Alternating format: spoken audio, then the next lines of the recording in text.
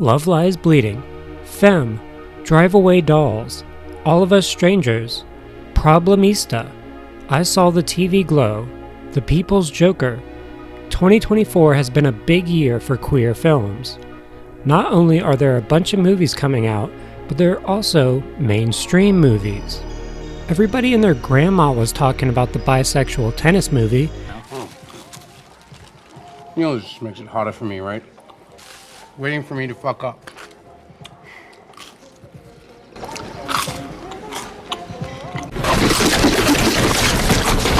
And now every horror nerd on the internet seems to have an opinion on James Schoenbrun's new film, I Saw the TV Glow. I finally caught it the first weekend of wide release, and when the credits rolled, I was just kind of underwhelmed. I went in with high expectations, I did a whole video on World's Fair after all, and left feeling like Glow was a gorgeous but over-expository film. So when I got home from seeing TV Glow, I stewed in my own negativity for a bit, played some PlayStation, and then decided to pop in a Blu-ray that I had gotten earlier that week. It was a film called She is Conann, or just Conan with two N's if you're French. Technically released in 2023, but now only getting a Western digital and physical release. It was pretty disgusting. I felt like turning off the movie multiple times, and by the end, I felt really sick. You know that one lady who's always reported to be throwing up at whatever the popular horror movie of the week is? Yeah, that was me. I was that lady. But I knew what I was getting into. I had seen the two previous films by director Bertrand Mandico. I knew how unabashedly indigestible his movies were, but I still wanted to watch it. Not only that, but I wanted to love it. Spoilers, I didn't love it. But I wasn't left with mixed feelings that I had after watching TV Glow. I felt something during and after Conann. I felt challenged.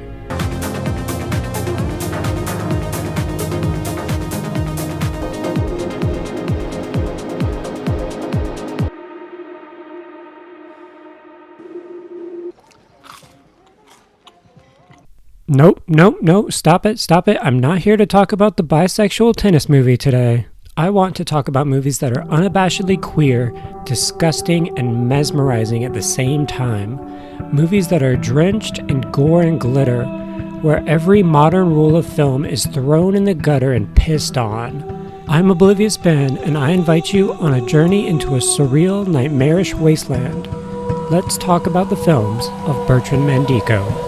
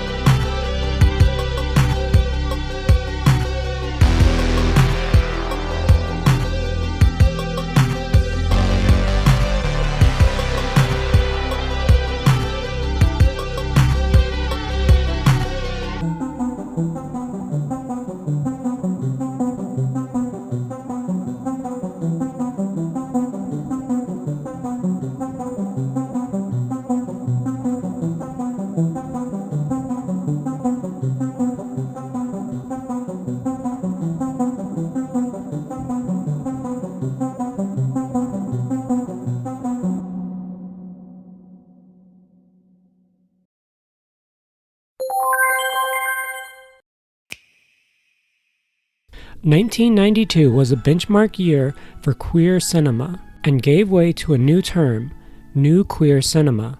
Christopher Munch's The Hours and Times, Tom Kalin's Swoon, Greg Araki's The Living End, and Lori Lynn's RSVP.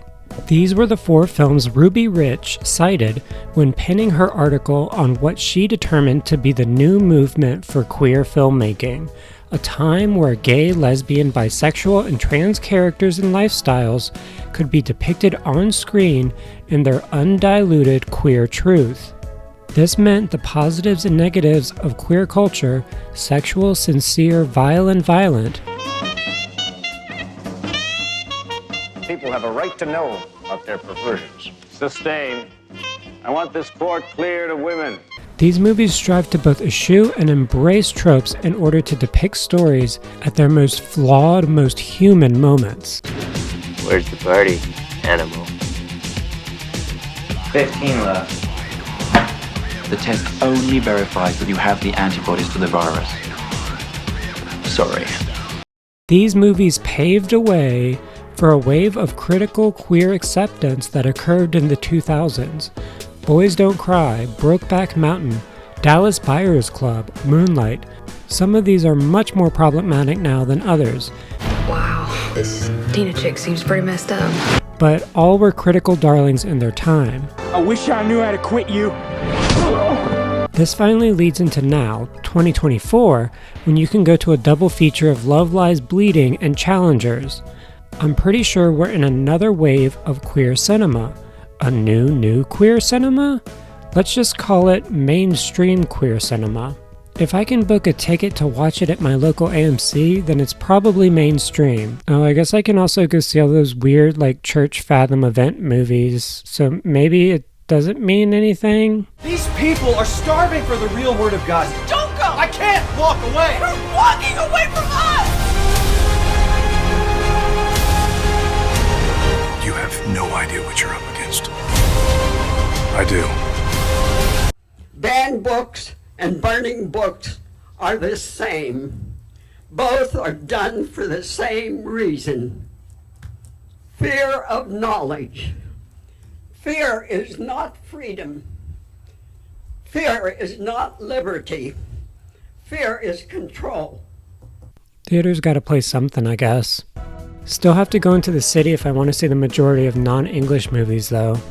Shout out to Plaza Theater, Midtown Art Cinema, Terra Cinema Atlanta for showing all the weird non-English art films that I love going to see. Still, if any of the Atlanta art house theaters did showings of Mandico's work, I miss them. I know they were big in the film festival circuit, but I'm not in sync with that culture. But Mandico's movies aren't your average queer cinema. They're French. And they're extreme. That's my segue to French extremism, by the way.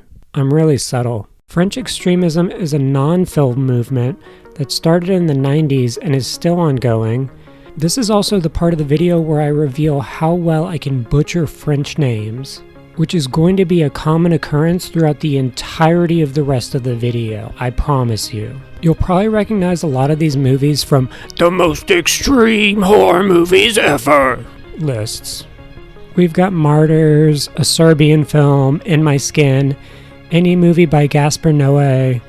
Many believe the genre dormant, and then Titan came out and made waves at Cannes in 2022. It's a movie where a gender non-binary serial killer gets impregnated by a car. It's great, go watch it, it's insane.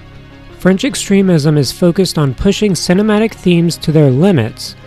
In Noé's Irreversible, he opens the film with the prolonged sexual assault of the lead character and then proceeds to show the entire night in reverse, a series of scenes leading up to the horrible act you know cannot be changed. In Martyrs, a friend tags along with her mentally unwell lover so that they can confront the body horrors of her past, present, and future. It doesn't go well for anyone. From these examples, you can probably guess the two big factors of French extremism, sex and violence, usually together, which is a major factor in their controversial nature and the reason more than half of you have turned off the video by now.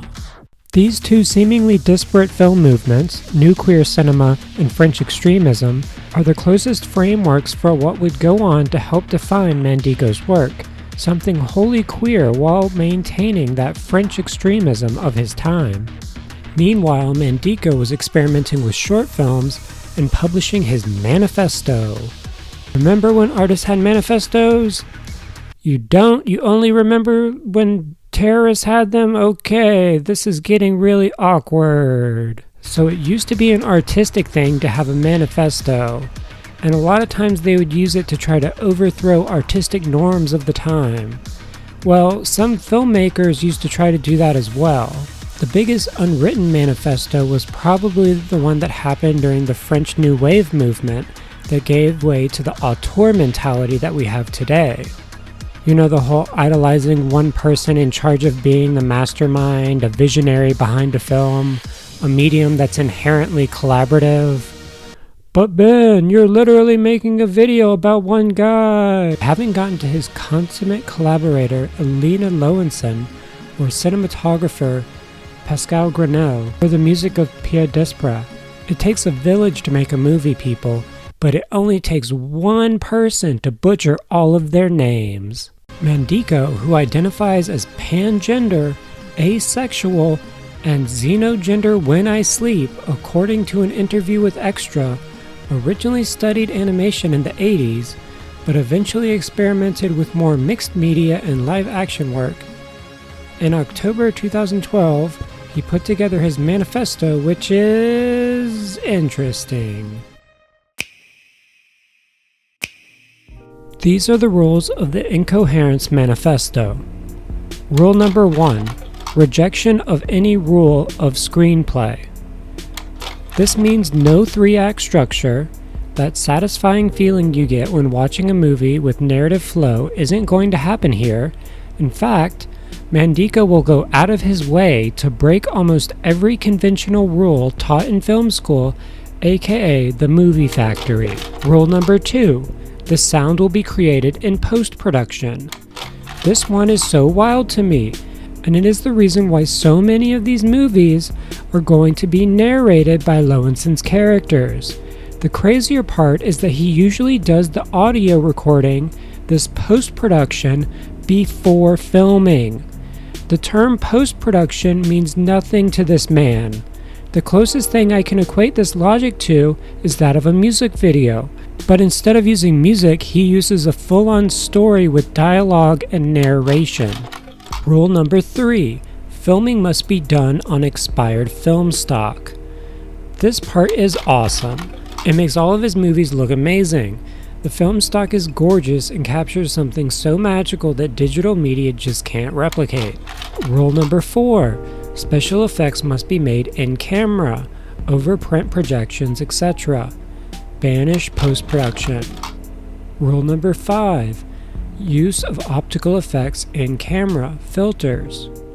These two are pretty amazing.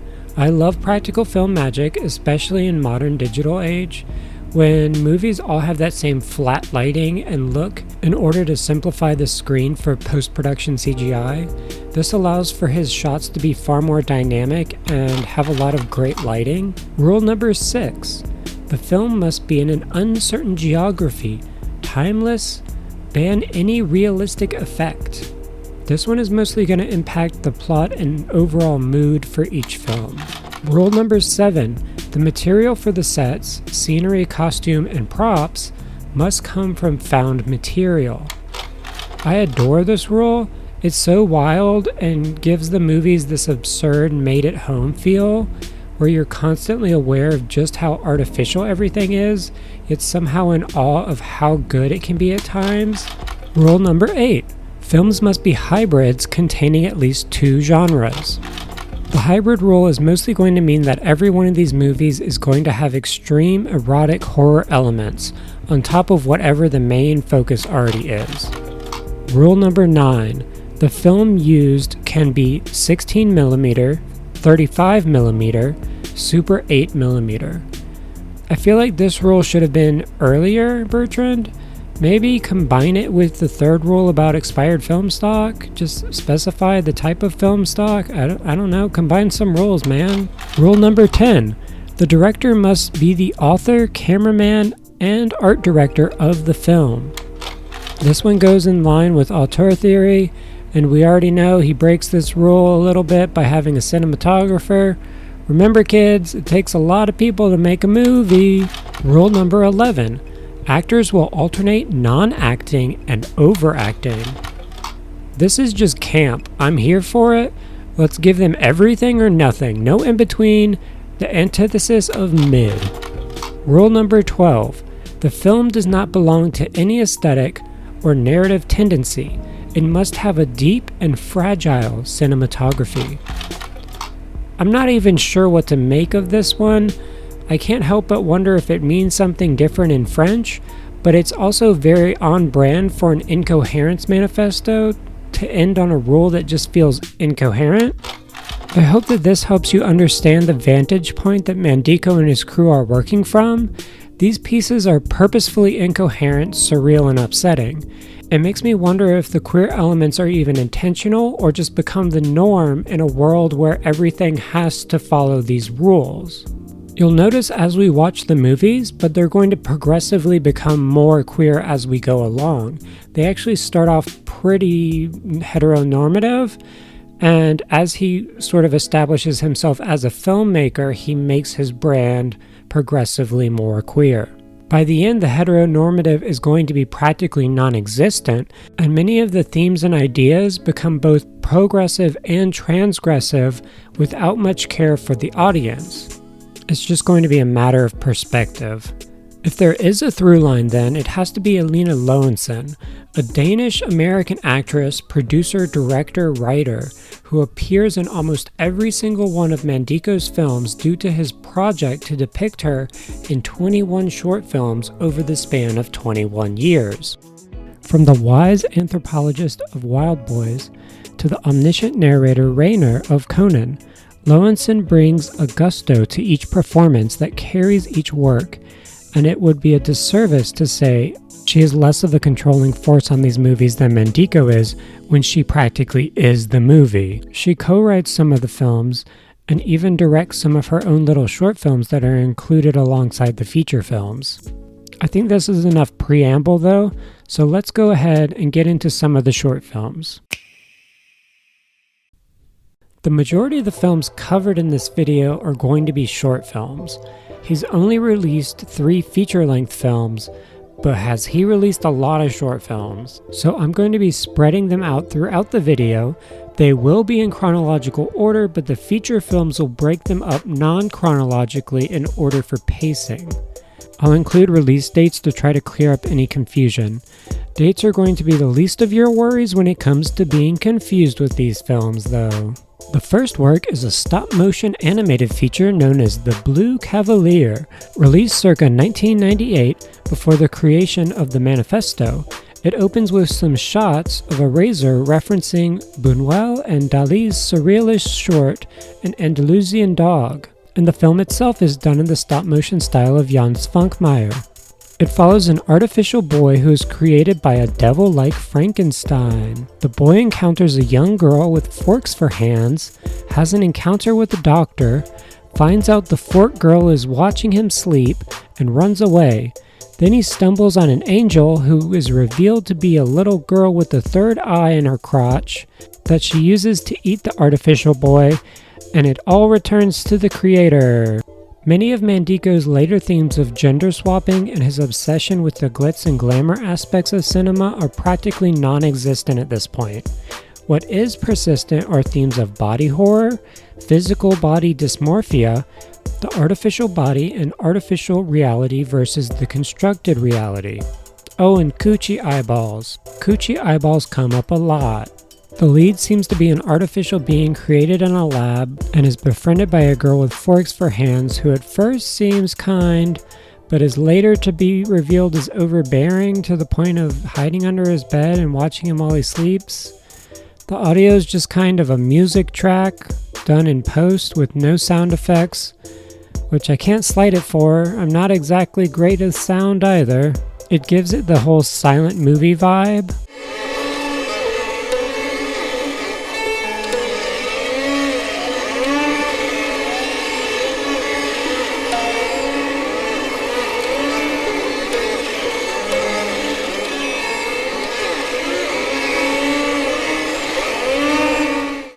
I did find the allusions to Buñuel and Svankmajer interesting.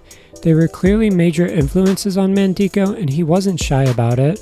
If you know who Svankmajer is, he's an extremely influential Czechoslovakian animator who has created some of the most gorgeous works of art as well as some of the most disgusting. He's probably most well known for his Alice film as well as his Dancing Meats.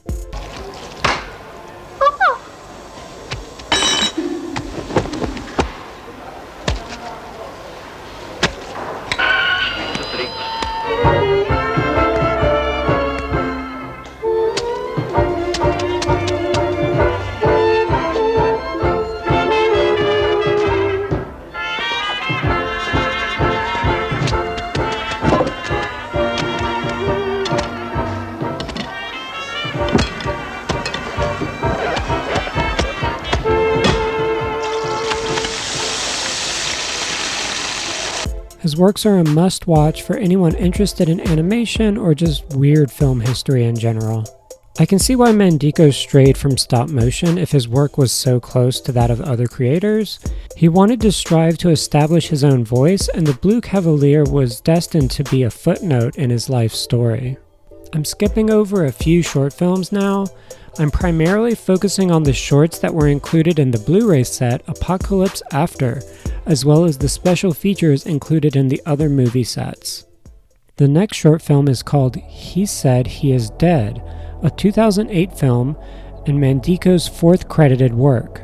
This one is about a hanging, presumably a father hanging his son only for the victim to claim that the father has the wrong man and rush to conclusions. They lower the son from the tree, a tree that was cartoonishly high up to emphasize the pain he was experiencing.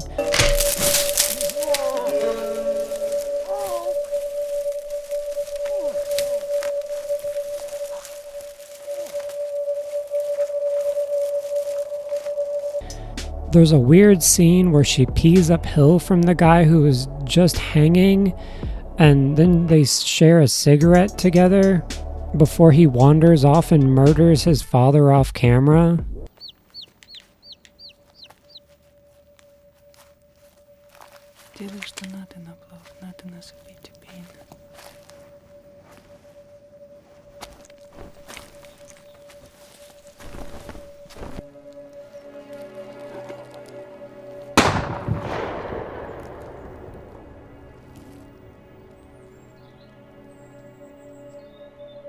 Meanwhile, the woman and her son are just sort of staring at a bunny rabbit. It's a pretty abrupt ending, and I'm not sure what to take away from it. There is a horse that is used in the hanging, and it apparently dies in the end, which is pretty sad. It was a really beautiful horse. I assume it was a symbol of the father's cruelty to hang his own son via false claims without properly investigating. This was a really odd one for Mandico with a surprising amount of character development in a short span of time. Very unlike his later work, besides some gorgeous vistas and the use of animals, as well as the surreal sequence of the man being dragged up the never-ending tree.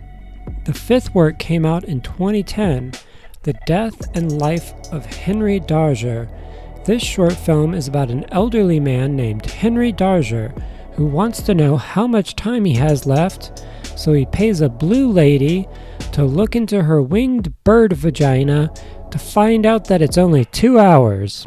She seems to be a harbinger of death in the guise of a sex worker, which is all a vision playing out in his mind as he wanders a desolate tundra. That's about it. The most interesting parts of this one are the body paint used for female characters. There's a cool use of animal hybrid imagery combined with female imagery, and the use of fabric to create in-camera effects. Burrow in the Box is the sixth work for Mandico and probably the most notable out of any of his early works, Released in 2011, it is based on the life of his mentor, filmmaker Walerian Borowczyk. It was the first movie he did with his muse Lowenson. It was the first film he did with his cinematographer Grenell. Most of the menagerie of artists that would actually define what these movies are meet here and continue working together here on out. Lowenson's going to be the face of almost every movie from here, which is sort of ironic because here she's just the voice. And Grenell will be the eyes through which we see. Meanwhile, Mandico's going to do the nonsensical scripts and direction.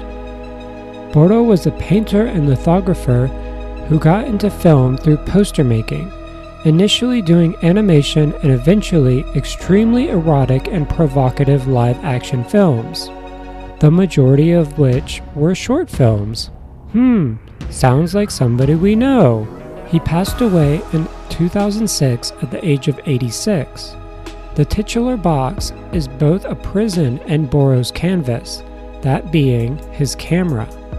The film is posthumously narrated by Boro using Lowenson's voice and is structured both chronologically and alphabetically. The film opens with the game of angels played by Boro's mother and aunt. They strangle each other just a little until one of them reaches death, and then they let go. The father catches the two sisters doing this. This is Boro's father, not their father. He chases down Boro's mother, assaults her in the woods, and impregnates her. Boro describes how it was love at first sight. After being impregnated against her will, she tries to lose the baby by throwing herself down a hill on her wedding day. This does not work. This is followed by a great scene where she literally just gives birth to a giant wooden box.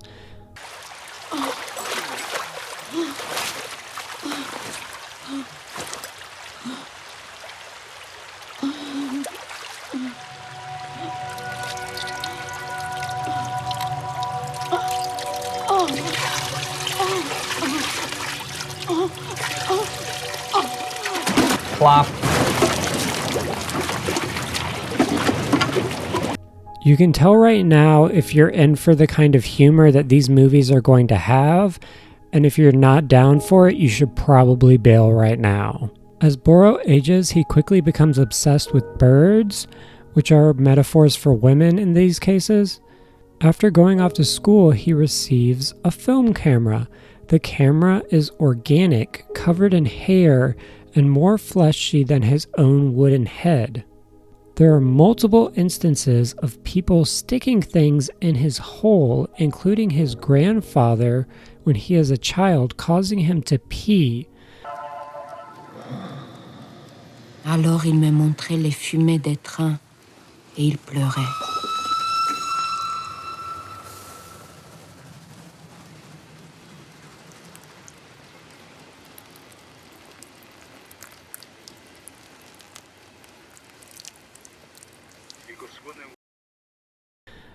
Someone at art school, his future assistant initiating gay sex on a train, and his mother trying to blindfold him so he can't see her sneaking off after the grandfather's funeral to go have sex with what may or may not be a literal or metaphorical horse. A horse that the father later butchers so Boro can have a unique costume for his films. It's some twisted shit.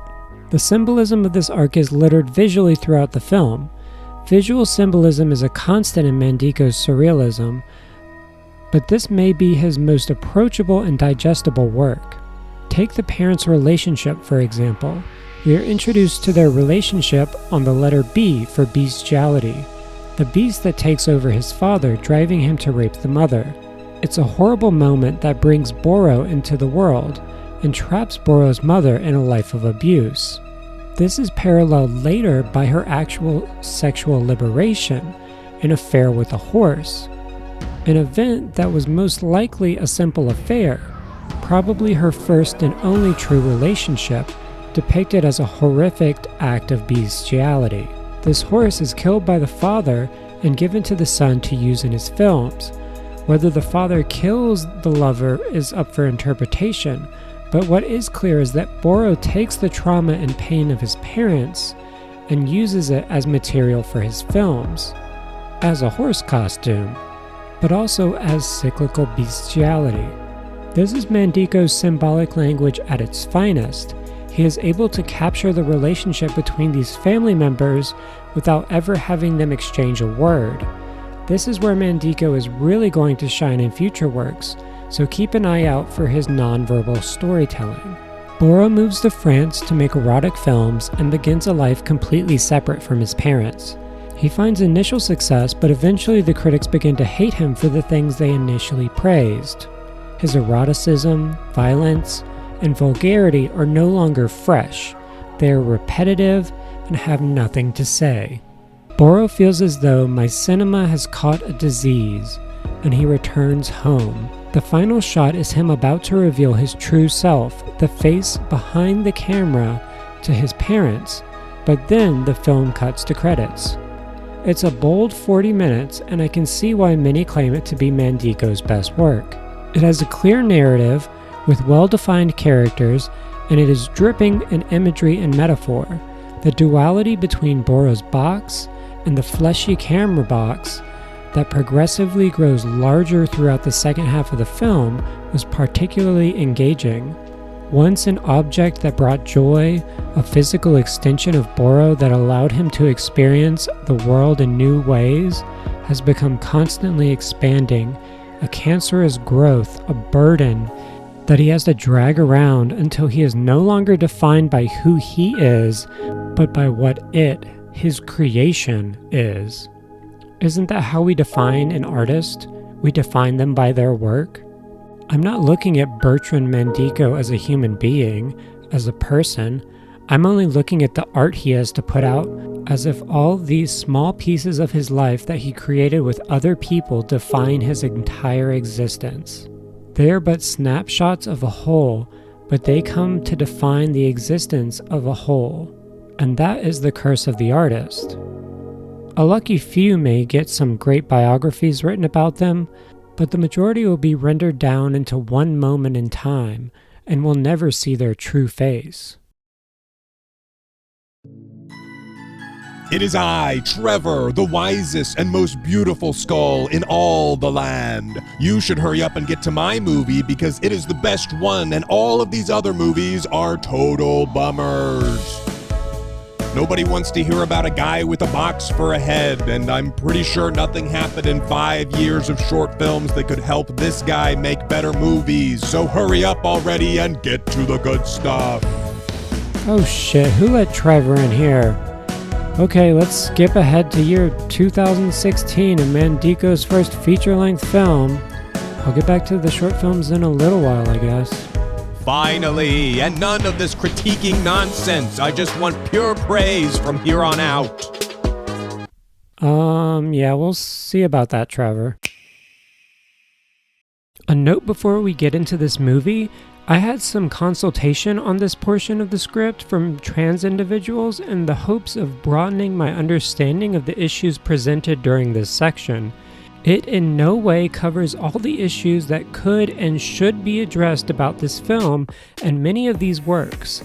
That is a subject for another video by another non-cisgender creator. This is simply the view and critique that I took away from Wild Boys and its discourse surrounding Mandico's career, and I hope that I covered these concepts with respect. Wild Boys is probably the messiest and most entertaining film Mandico has made thus far. It has two glaring issues. One I will address now and one I will address at the end of this section. The first issue arises within 10 minutes of the movie. A film with barely any plot uses rape as a major plot point multiple times, with the only justification being that it shows how horrible these wild boys are. Not only do they assault their own teacher, but their leader assaults the most feminine member of the group once the changes begin on the island. It's clear that Mandico wanted to use sexual violence to equate his work to Lord of the Flies or Burroughs' own Wild Boys, but why not simply use other forms of eroticism and violence? There are better ways for this to be handled, as we'll see in later films like She is Conann. His other two feature films don't have as many male characters, even those played by women, so this kind of sexual violence isn't going to be a common trope, but it definitely won't be something lacking in these movies. This is going to be your final warning. Wild Boys is probably Mandico's best movie and his most problematic one. It's one of those movies that gets worse the more you think about it. The initial shock factor of watching it, the sheer audacity and artistry of it all, is exhilarating. But on rewatches and through the eyes of particular audiences, specifically gender fluid and transgender individuals, the movie can come off as downright offensive. Ironic, since the movie seems to be marketing itself towards these individuals. Any conservative passerby would claim it to be transgender propaganda, but if you ask a transgender individual, they'll explain how it can actually be read as gender essentialism, and therefore conservative. It's somehow transgressive on both sides. I'm not going to acknowledge the former ideas because they're outdated nonsense, but I will go more in detail on the problems with gender essentialism once we take a look at the plot of the film. The film opens on a beach with the main character Tanguy wandering in a daze, only to be assaulted by a horrible dog with the face of a man.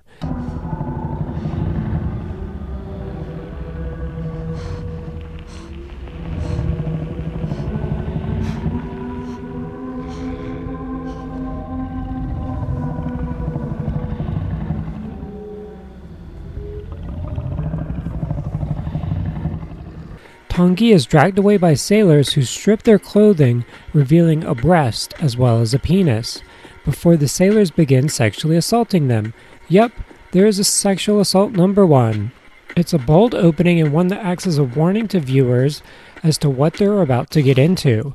If that wasn't enough, the film flashes back to introduce Tanguy's 4 friends as they get too passionate during a Shakespeare lesson with their female teacher, assault her, tie her to a horse, jizz on her, and accidentally kill her. This is the catalyst that sets the rest of the film in motion. Yeah, we aren't even 10 minutes into this movie and there have already been 2 rape scenes. It puts a bad taste in your mouth. Let's talk about some of the cool elements though. The designs. The boys wear these horrific masks as they go into their wild trances. The cuts between black and white and color to differentiate between reality and hyper-reality are really amazing. And let's talk about Trevor. Hey, that's me! I told you I was in this one! How much screen time do I get? Not counting the credits? About 17 seconds? Damn, never trust the editors. Trevor is a disembodied skull covered in jewels and glitter who speaks to the Wild Boys in their dreams and commands them to do these horrible things. Next time you have intrusive thoughts, just remember it's Trevor and you'll automatically take them less seriously. Never listen to Trevor, all of his ideas are awful.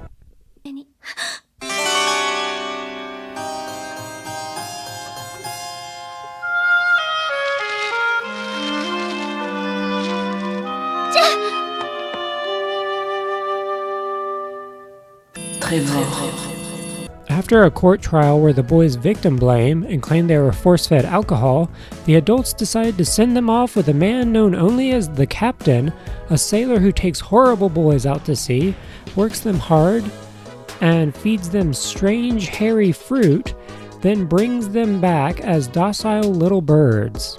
Tanguy's parents are the only ones who don't trust the sketchy captain, so he has to sneak on board the torture boat to keep hanging out with his friends. The captain's twisted proclivities are immediately revealed as he puts nooses around all the boys' necks and shows off his choking fetish.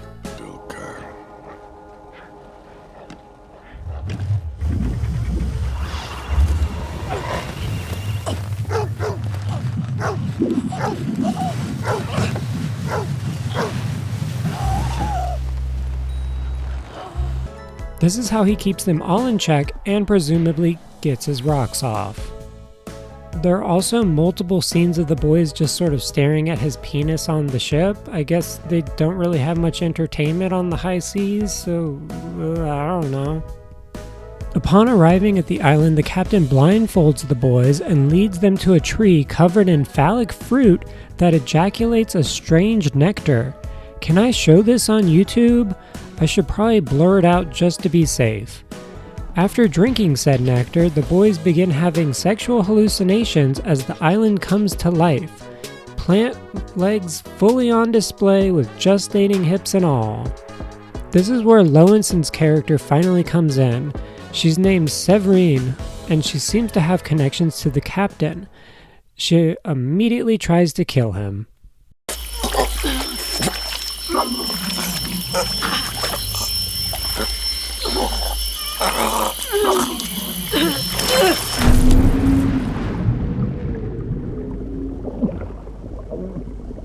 This throws him for a loop, and he tries to leave the island, leaving one of the boys behind.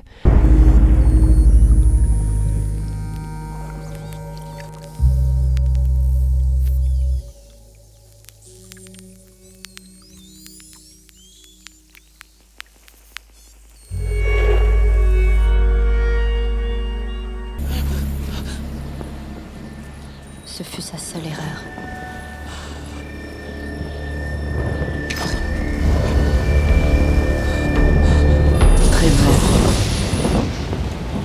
The boys have a coup d'etat on the boat, and the movie goes completely off the rails as they head back to the island for more nectar.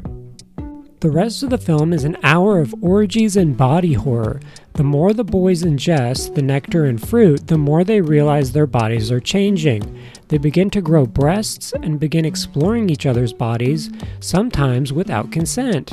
It's fine, the assaulter's asset falls off before anything can happen, and he just sort of fumbles around, asking what he's supposed to do with it, just like a kid who lost a tooth. Plop. Once they've all transitioned, well, most of them, Tanguy gets stuck biologically intersects with one breast and a penis.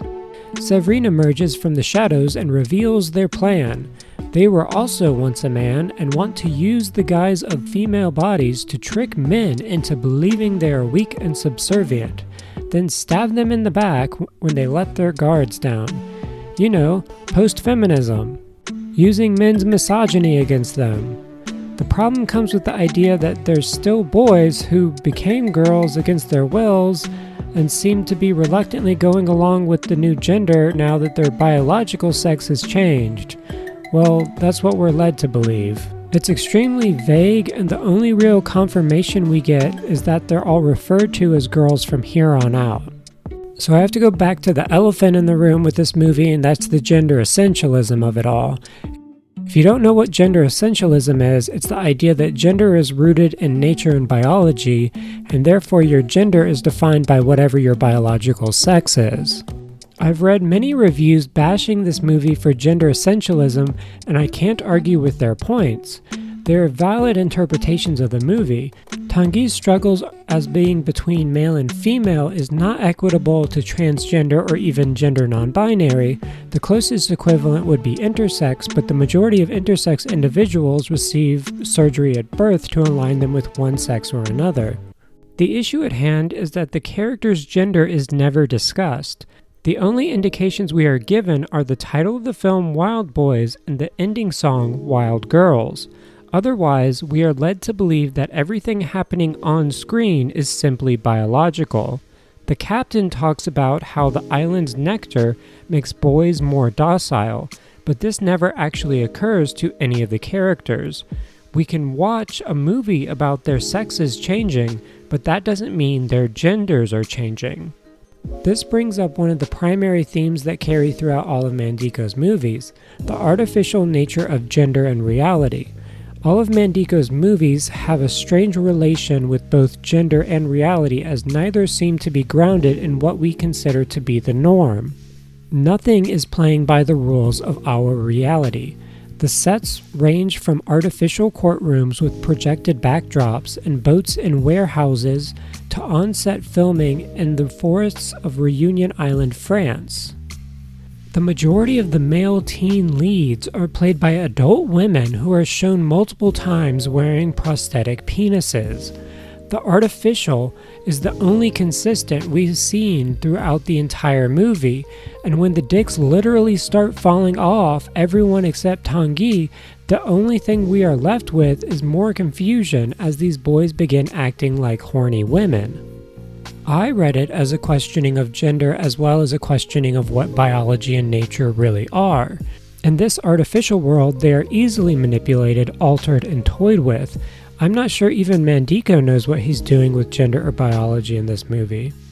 It seems more like he's just playing with concepts, playing with the idea of it all in this medium of storytelling in order to create a conversation, to elicit a reaction, and by doing so, he creates a work that offends both sides.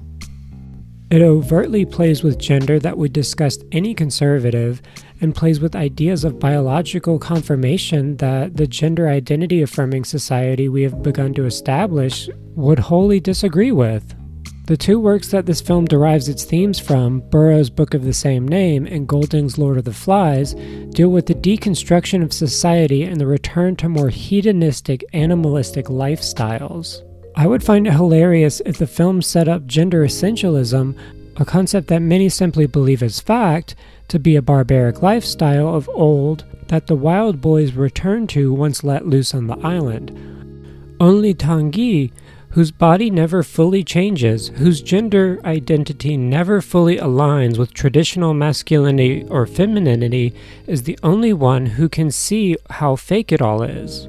It takes a character who literally destroys the concept of the binary in order for the audience to understand how the island seduces and corrupts its inhabitants. To some, this corruption is freedom, to others, damnation.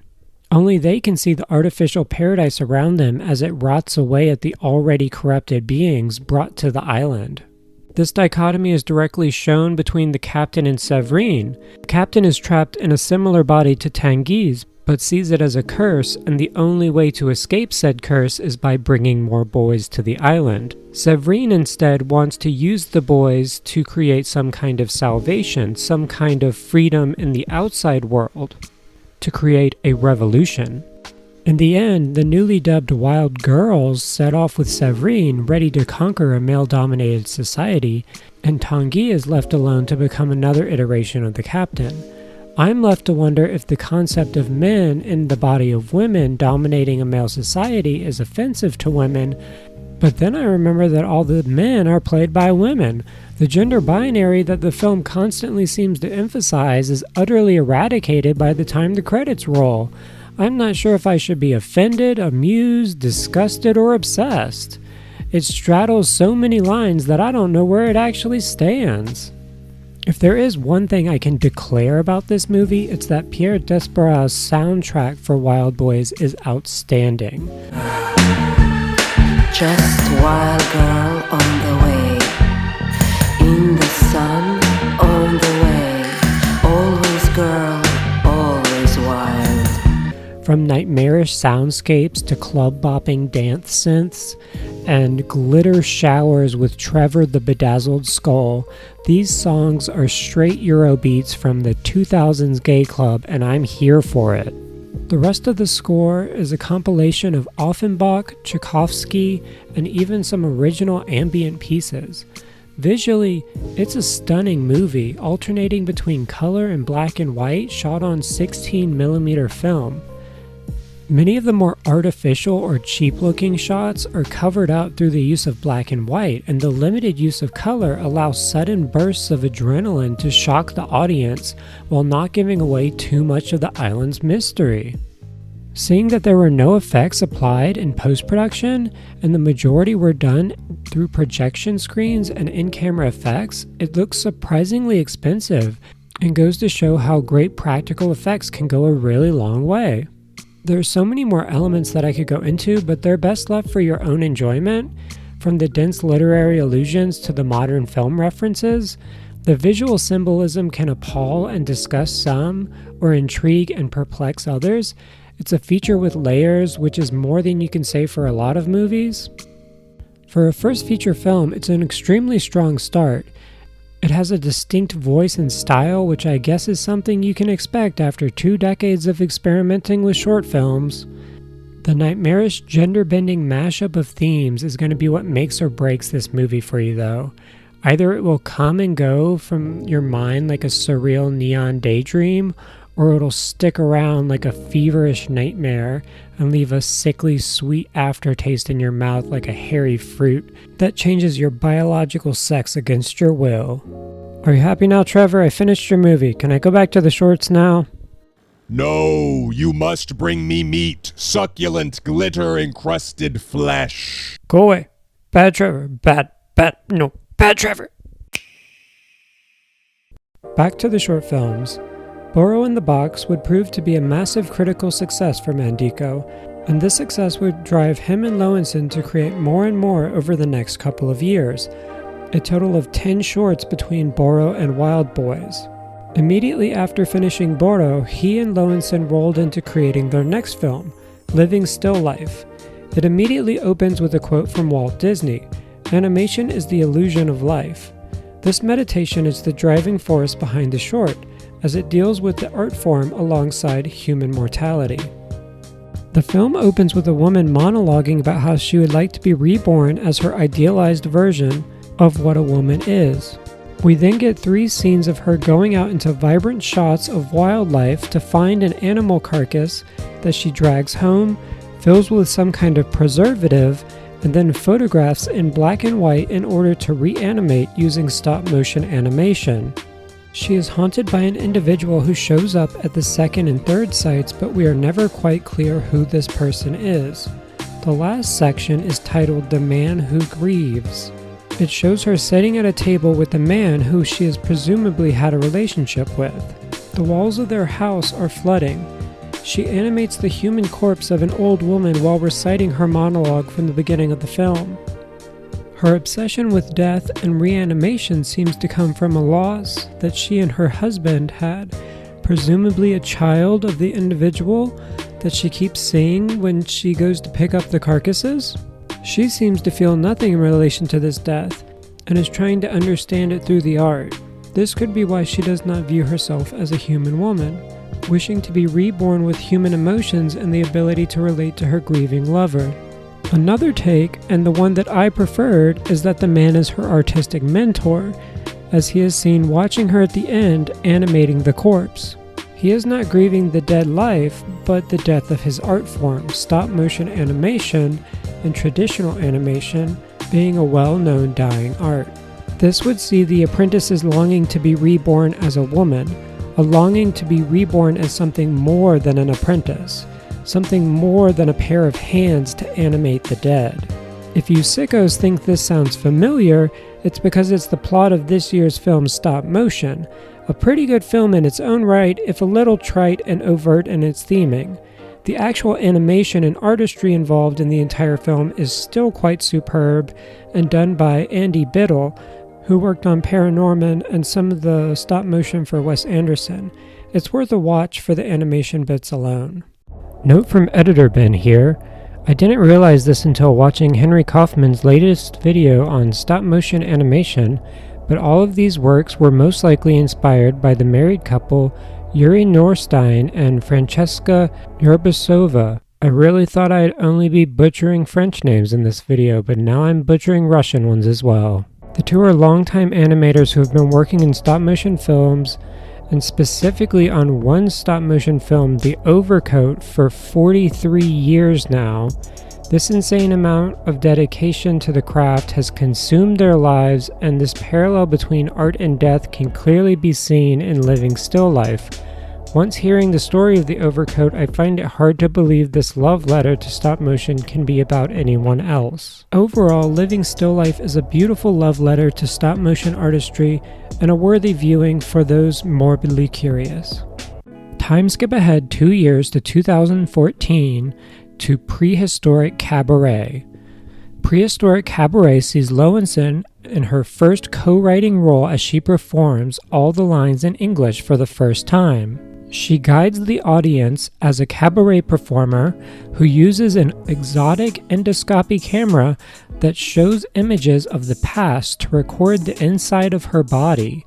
This camera lets you see the inside of things, even beyond the organs.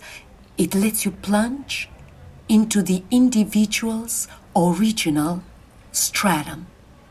It goes all the way back to the cradle of humanity.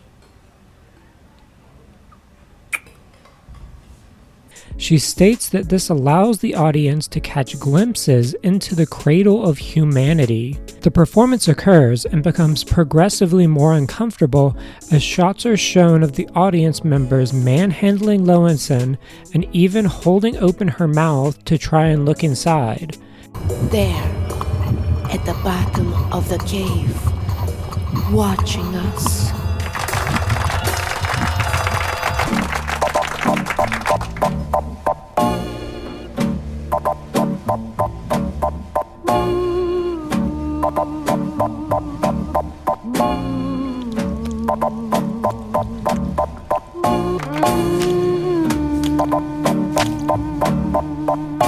At the conclusion, she breaks the fourth wall to confront the audience watching the short on whether or not they enjoyed what they witnessed, only for her dialogue to begin looping and for it to be revealed that it was on a pre-recorded dub. What seemed to be a genuine moment of her reaching out to the audience was all prefabricated. It's a layered portrayal of our obsession with recording and portraying the human plight, especially that of women. There is a sensationalism and exploitation that the film is clearly critiquing, and yet the performance and the creators are also in on the joke, both sensationalizing and exploiting their subject matter. It's a short, fun watch and one of the easier pieces in this collection to recommend.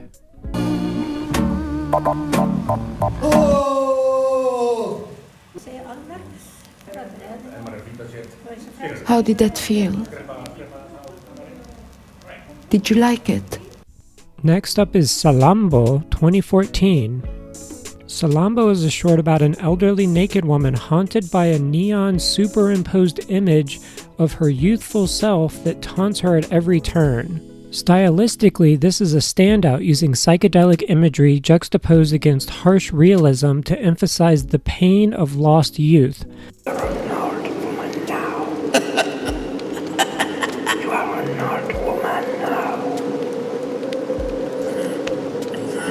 The layering of peacock feather imagery along with the chirping of a non-visible bird to display the vanity and hubris of youth while also reminding us of the fleeting nature of life is pretty interesting. It's definitely not a short to watch for its narrative, but great if you're in it for the style. It's also extremely short. 2015 gave us something really special with Our Lady Hormones.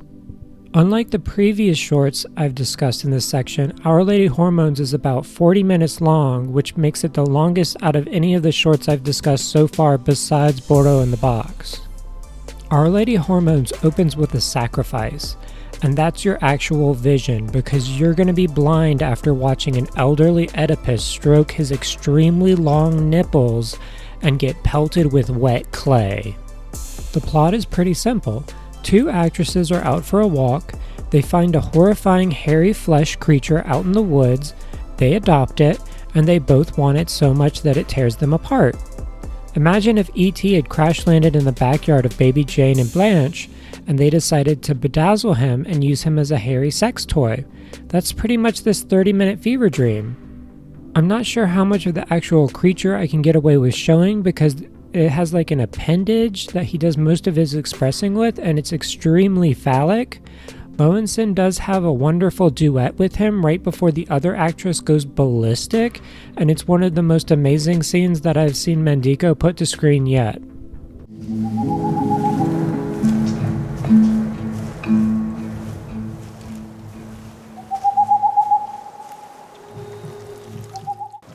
We'll meet again, don't know where, don't know when, but I know we'll meet again some sunny day.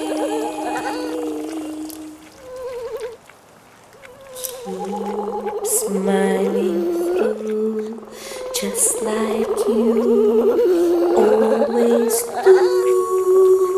Till the blue skies drive the dark clouds far away.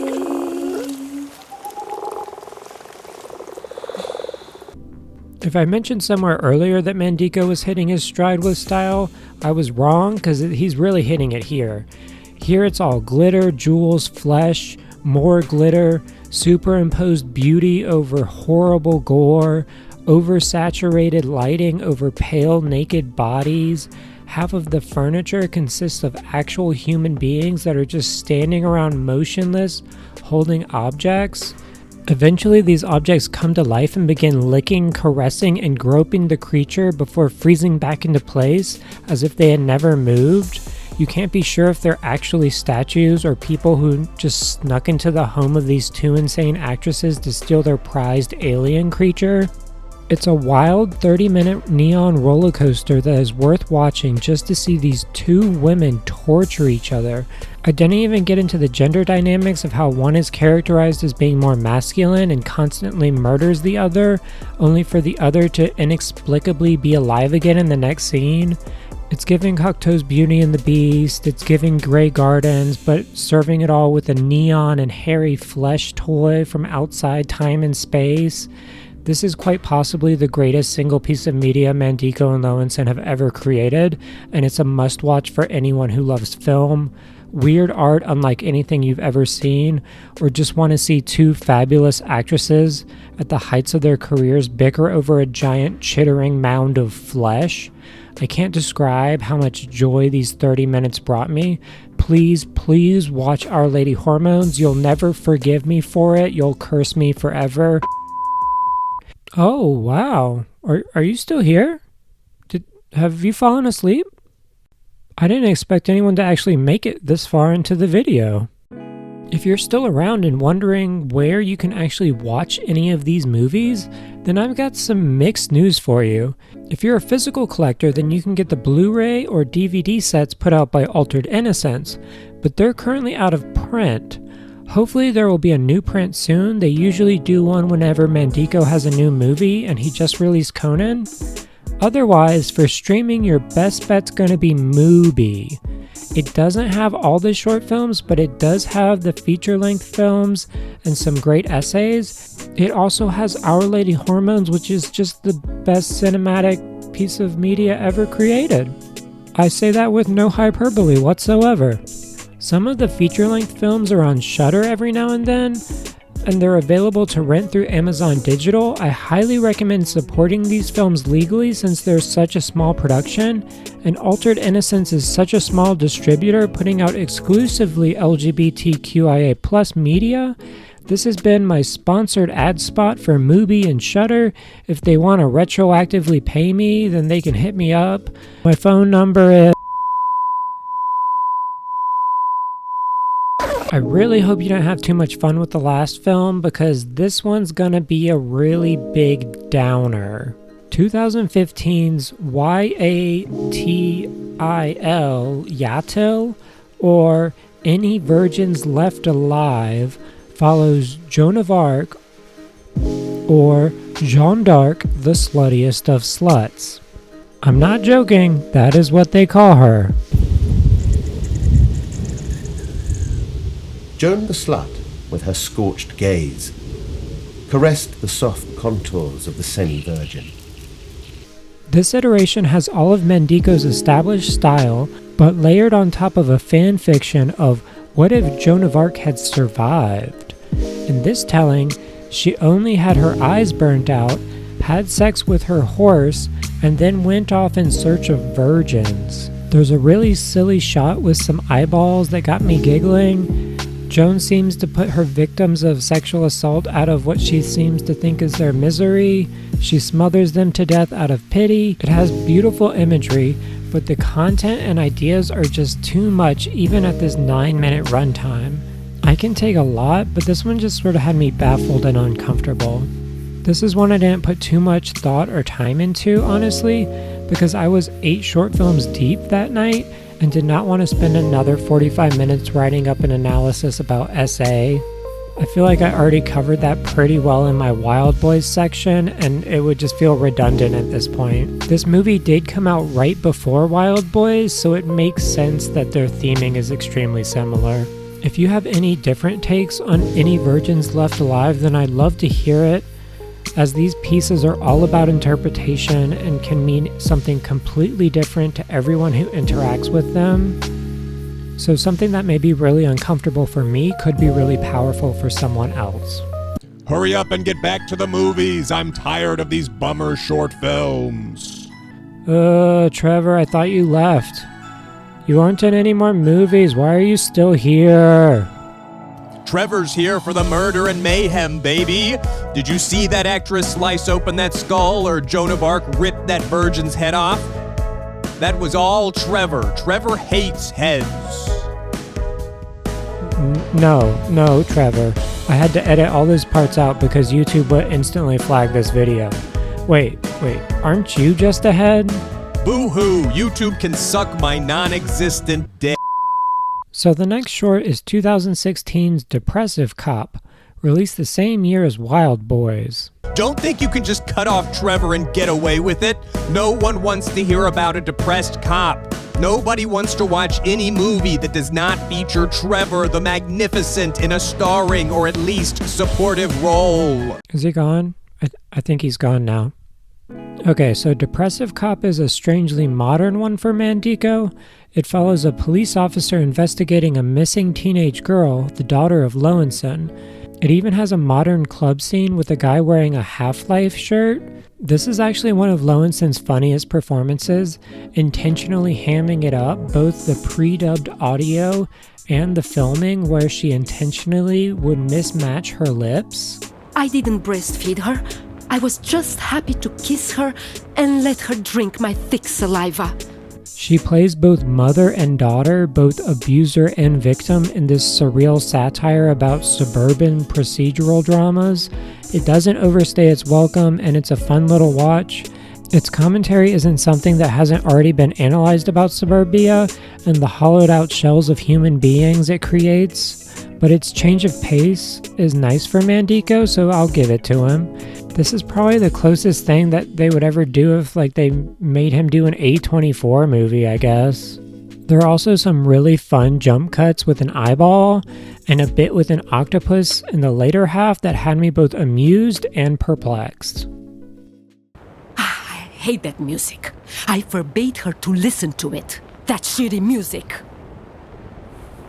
My skin is soft, isn't it?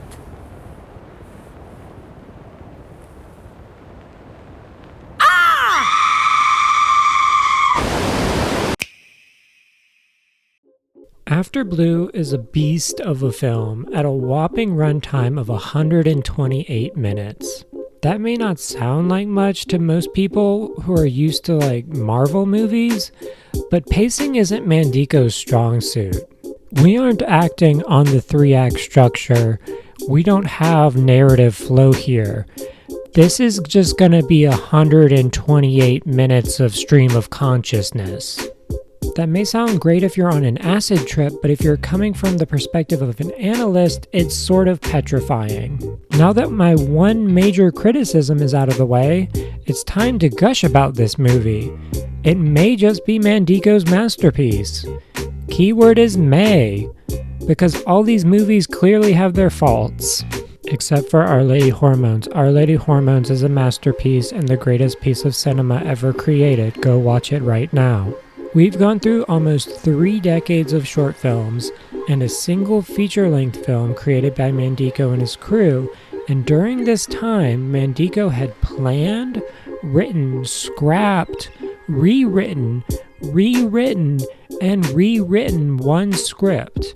A script about human expansion, a manifest destiny to a sullied paradise as he describes it. A world in which we would live by communities governed by strict rules, rules that drift and end up becoming excessive and futile. This world of after, this after the earth, this after the blue planet, pushed me to baptize the planet and the film After Blue with the subtitle Dirty Paradise, because this Eden, preserved, is inevitably doomed to be dirtied by the human presence. It is not a lost paradise, it is a stained paradise. Yep, we're getting into the Milton stuff here, kids. I hope you're well versed in your 17th century epic poems. Initially, this film had a typical male cast, but over the decades, it would evolve into a western taking place on an all-female planet, an alien planet that only supports female life. The take on Paradise Lost and biblical parallels are all intentionally lampooned. Man and woman were cast out of Eden due to Eve's sin, but what if Adam were never there? What if there was a planet entirely populated by women? Don't be silly, Ben. Everyone knows that women can't make life and that it can only be created by the ribs of man. Every single Star Wars fan has told me that this is why matriarchal societies will not work. 40 solid minutes of relentless, unadulterated, unapologetic, unaware cringe, distilled down to its purest and most toxic form. Well, this is the case in After Blue. Mandico's phrasing is really awkward and says that only ovary carriers are able to survive on the planet. Not ideological, but biological. Oh no, I get nervous every time he brings up biology. It's like J.K. Rowling killing my childhood again over and over every time she tweets. At the end of the day, this is a fantasy sci-fi western though. The women on this planet reproduce in vitro fertilization, and only ovary carriers are born. The world of After Blue is a grimy, disgusting hellscape described as a paradise. Presumably it once was. The women trekking this wasteland are donned in fashionable attire that is reminiscent of Meiko Kaiji's iconic look from Female Prisoner Scorpion or Jodorowsky's The Holy Mountain. These ladies can serve a look.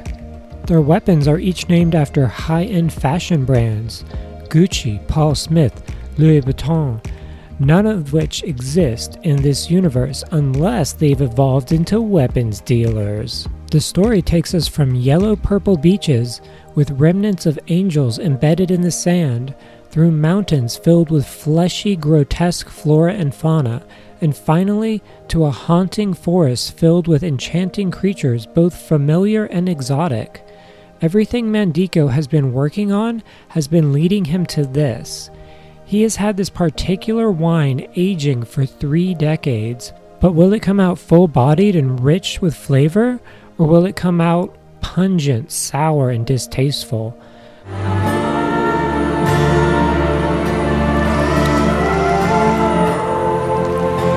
Une naine! Well, you should know by this point that it would never be that simple. I haven't even mentioned Kate Bush.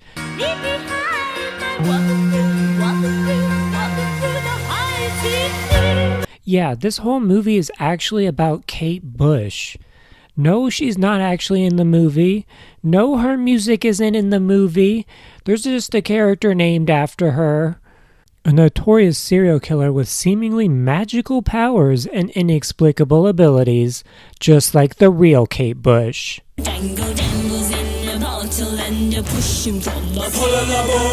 Okay, I'm getting a little ahead of myself. Before we can talk about Kate Bush, we need to actually look at the plot of the movie. After Blue follows a teenage Roxy, a misfit in a strange world. The other girls call her toxic for her dyed blonde hair. Theirs is a society built on separation from civilization's corruptors, technology, screens. They wish to be born anew, like colonizers of the American West. Think Little Home on the Prairie, but with all women, less xenophobia, and more body horror. The other girls bully Roxy and are all around just sort of terrible, as shown when they find a woman buried neck deep on the beach. This woman's exposed head is beat and bloody, and her request for help is met with a load of piss. Literally, they just pee on her face. They refuse to help, saying she's there for a reason before running off. And I mean, they're probably not wrong about that, but they didn't have to pee in her face. Roxy, however, stays and listens to the woman's pleas. The head promises to fulfill 3 desires, not wishes, but desires. Roxy digs up this being and is suddenly transported to a lush world of glitter and gold. A monster emerges from this world of color, Kate Bush.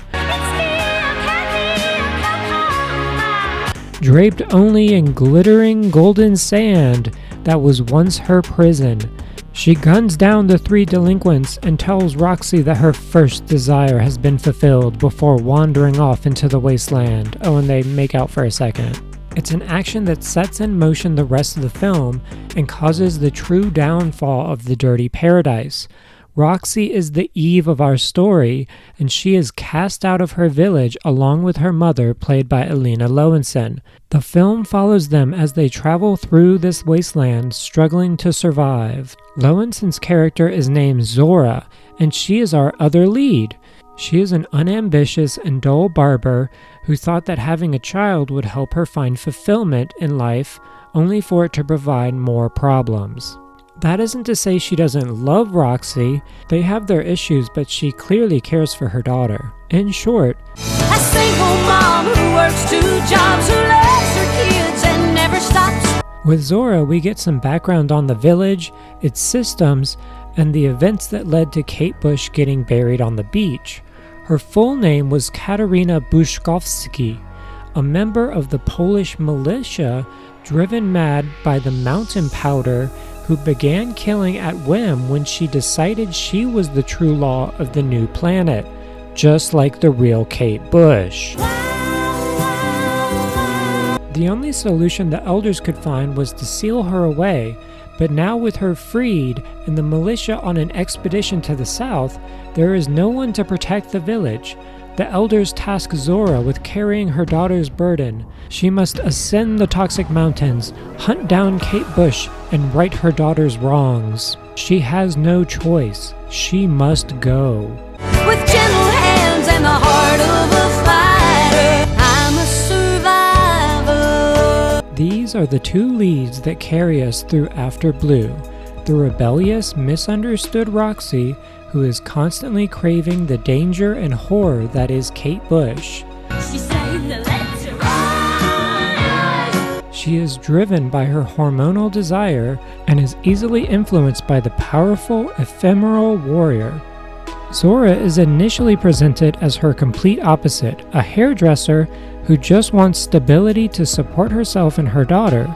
So when the elders come knocking and force her to take up arms to hunt down the monster that her daughter released, Zora has no choice but to head out on a journey that would define her life. Roxy tags along because she doesn't like the village and she doesn't have anything else better to do. The 2 make an odd pair but feel very natural as mother and daughter.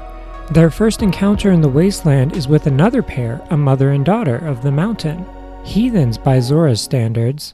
It is revealed that this is Kate Bush's mother, and they wish to claim Zora and Roxy as their brides.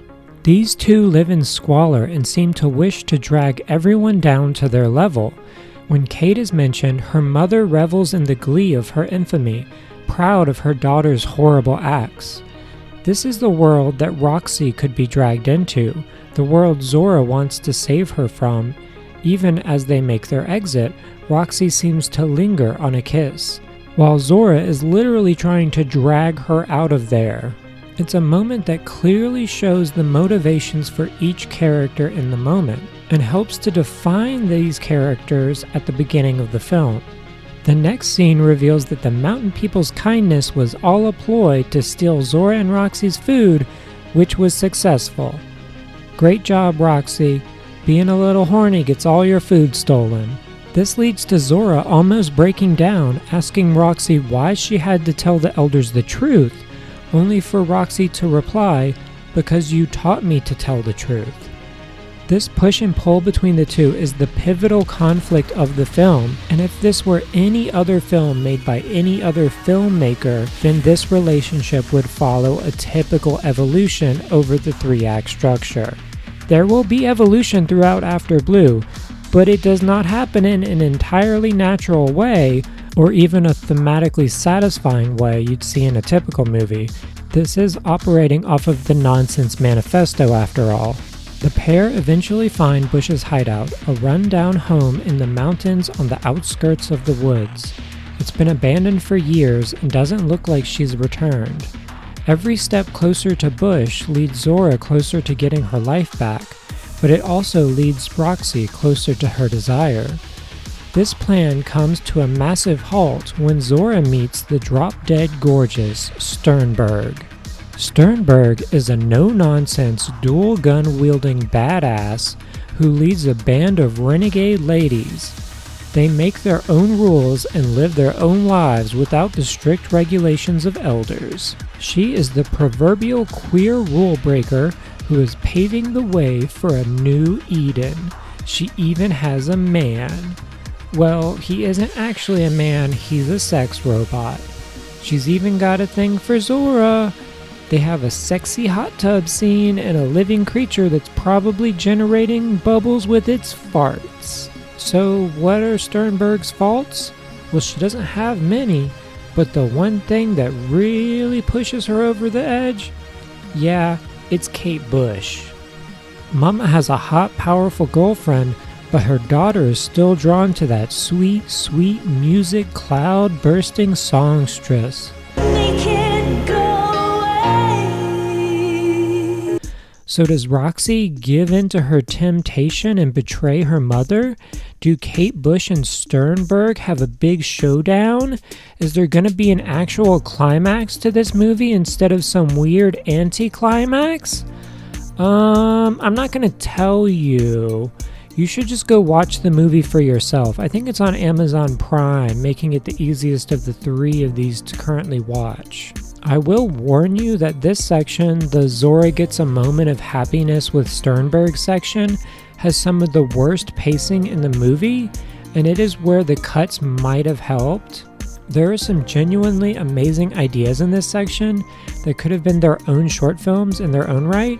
Take these statuesque monsters, the Enjums, that's with an M, not an N, that wander around the forest, once women who have been overcome by their grief and longing for the past and collapsed in upon themselves.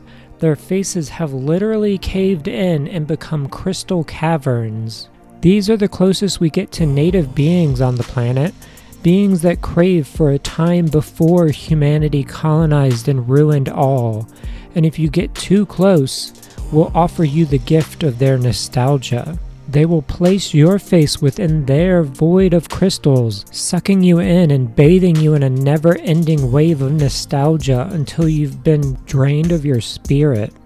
Sternberg inevitably becomes to Zora what Kate Bush is to Roxy, a desired ideal self that will never be actualized.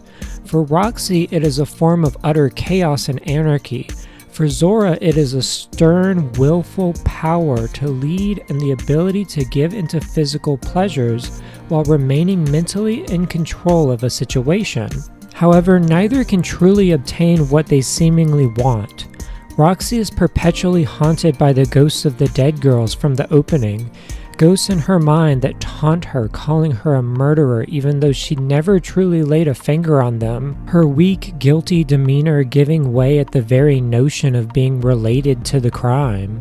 Meanwhile, Zora can never fulfill her relationship with Sternberg because her ties to Roxy, and therein Sternberg's nemesis, Kate Bush. Of course, Zora's predicament is a bit more complicated, but we wouldn't want to give too much away now, would we?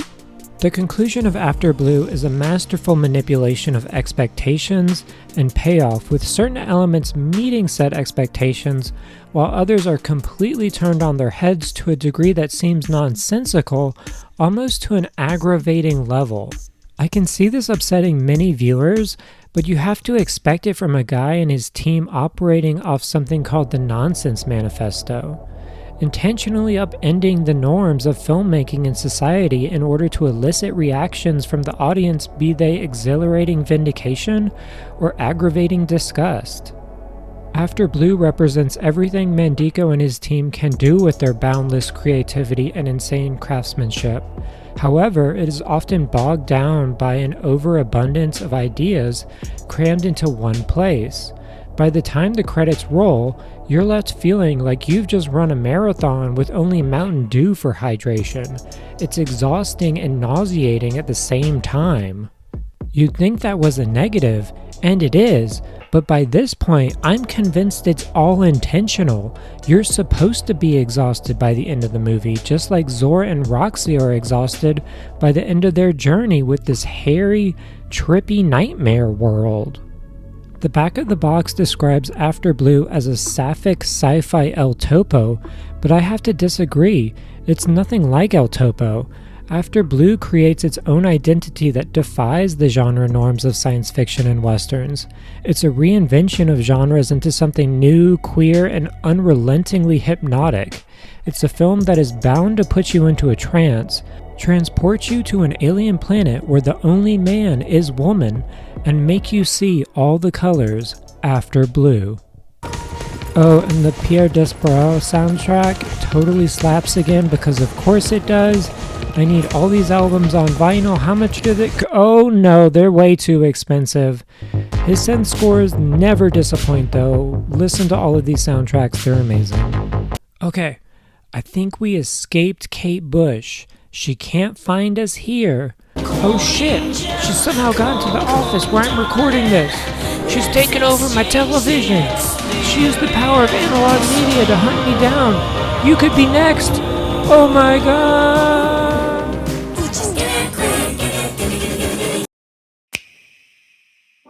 We're going quite a bit out of order next, but I want to go back just after Wild Boys and just before After Blue.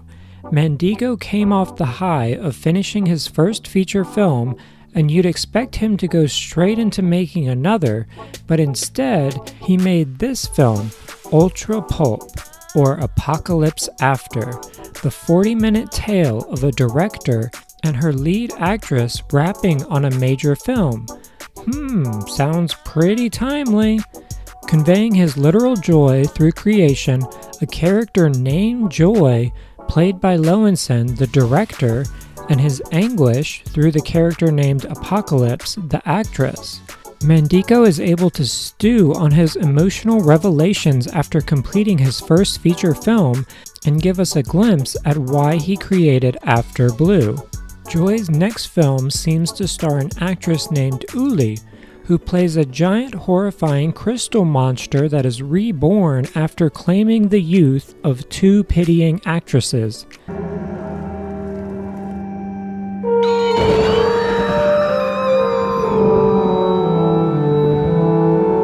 Hey, I know that monster.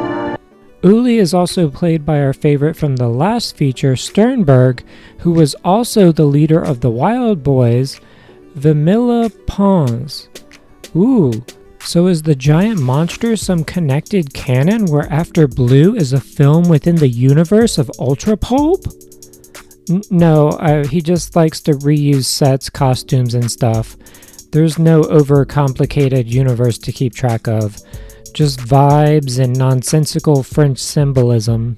Ultra Pulp follows in the footsteps of 8.5 and Day for Night as it presents a filmmaker making a film that blurs the line between the reality we see on screen and what we are consuming as the reality of the film. Truffaut went as far as inserting himself into the movie, but I think all Mandico wanted to do was put himself in a cybernetic baboon whose intestines could be used as a telephone to contact the dead in order to set up framed narratives. It's a cool device, but not one that exactly tells us anything new about the director himself. At least, I hope not. What we do learn about are his filmmaking ideologies. his urge to create erotic art that is constantly in dance with death, and how he is aware that by pushing his works to these extremes, he will bring mostly caustic reactions from his peers. There's a reason why these movies aren't more widely talked about, and that's because even amongst the art house scene, they're viewed as pornographic, pretentious, vile, and self-indulgent. I can't really argue with any of those statements, but I also wouldn't have it any other way. With Ultra Pulp, Mandico seems aware that the voices of his artistic band of weirdos is going to go mostly ignored, but he is forever changed by the experiences of working with them on these films and by putting these works out into the void. It's with this mindset that he goes into his next films. Any of them could be his last, and therefore he has to pull out all the stops, which is probably why After Blue is over 2 hours long and still has a lot of deleted content. Extasis, all caps, is a 2019 musical set to the sounds of M83, a French electronic group. I actually didn't find this movie until I was editing. I stumbled upon a copy only after finding clips on social media, which is really weird. There's nothing about this movie in any of the Mandico catalogs that I've been looking at, but there's a ton of it on social media connected to M83 specifically. In 2019, there was a massive social media campaign pushing it to M83 fans, but it isn't even mentioned on their wiki page. Extasis is a musical in name only. I don't know if I'd even call it a music video, seeing as there are no vocal tracks and the music is primarily ambient music, with only a couple tracks powering through to sync up with the images.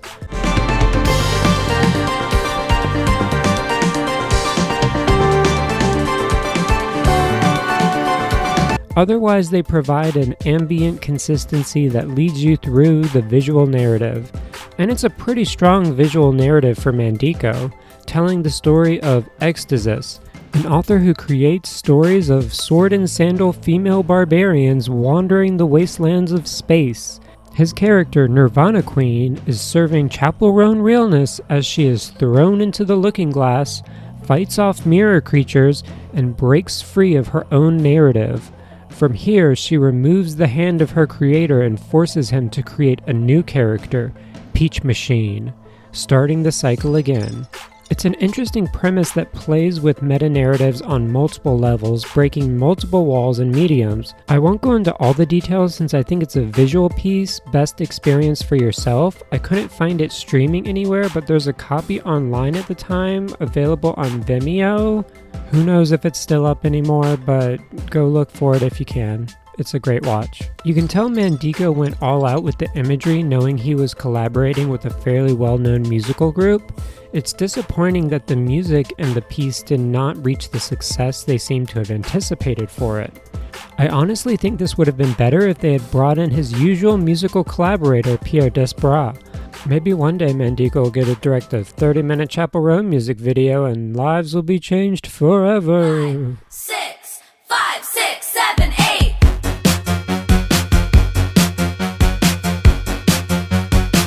2020 saw Mandico releasing the short Return of Tragedy, one of the few films to be set in a definite location, that being modern New York City. Cops looking for Mr. John Kate Bush, the Smile Defacer.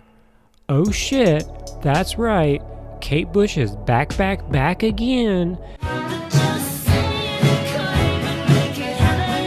But this time, she's an old man named John who leads a cult, cuts open women, and inflates their organs with helium.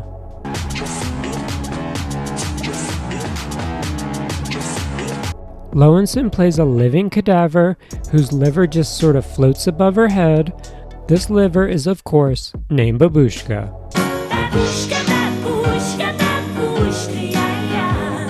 Kate Bush is a cult leader who wants people to disembowel themselves to show the world the true booty, Miss New Booty. Get it right and Get it tight! True beauty hiding within. Your beauty might be a booty, we don't know. The film is essentially about cops trying to show up to the crime scene and being stuck in a time loop, repeating the events of the crime scene as well as the interrogation afterwards. The more they become involved with Kate Bush's cult, the less sense they can make of their own reality. Lowenson gets a wonderful monologue about her own disembowelment as she tries to give words to Babushka. It's slightly monstrous. Not a typical beauty, but this is no reason, of course. You see, it wants to conquer the world. It could have a big career, you know. Miss Intestine 2017. A sack that both wants to run for Miss America and take over the world. She can literally do it all. There's a scene where the cops masturbate their noses.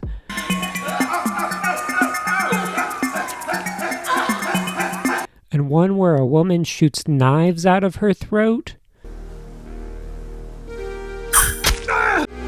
What do you think Kate Bush's training programs cost an arm and a leg? It's a work focused on cult ideology and the cyclical nature of idol worship, while also critiquing law enforcement corruption in America. Sad that Mandico chose to do this with an all-white cast, since New York City is notably more diverse than this short film. I hope the helium-filled liver at least wins the beauty pageant or something in her future. Babushka deserves that much. The next 3 short films are meant to be taken together, and even have a framing 4th film that sets them up called The Show Has Already Started. They are listed as coming out in 2023, but were actually created between 2021 and 2023. These 4 films were created in tandem with Conann, reusing many of the same actors, props, and production crew.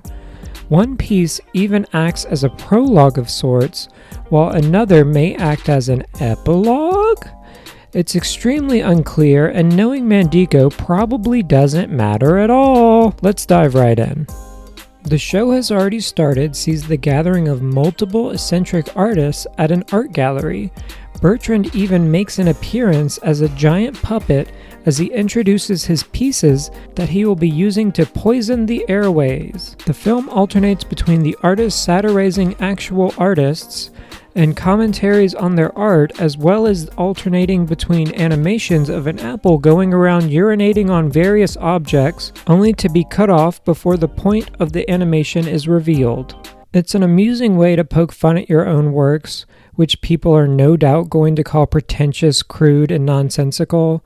It segues straight into our first full short, which makes sure to emphasize that it was filmed in an empty theater at the height of COVID, Rainier, a vicious dog in Skull Valley. We are introduced to Rainier, the dog who crosses time, a demon and death incarnate, who has come to photograph his muse as she performs the story of Conann the Barbarian live on stage. He makes a pact with the director Octavia Foss so that they can put on a once-in-a-lifetime performance of Conann, and wishes only to claim one of the actresses as his muse.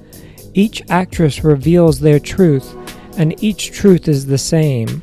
They died before they could achieve their dream, to perform their own original play, an all-female performance of Conann the Barbarian, in which generations of women who kill each other, fuck, betray each other, embrace and love one another in a world doomed to disappear. It's a world much like the play we are watching, a play the women put on for no audience as they tear each other apart and lie to themselves to try to stay sane through a time of isolation and disease, but ultimately fail. In the end, it is the truth that wins. It destroys the theater. It destroys art, lies, and escapes from reality, leaving only Rainier left with his photographs. The next film, We Barbarians, follows 4 actresses as they lead us through sets seemingly personally created for them as they each descend to the depths of hell.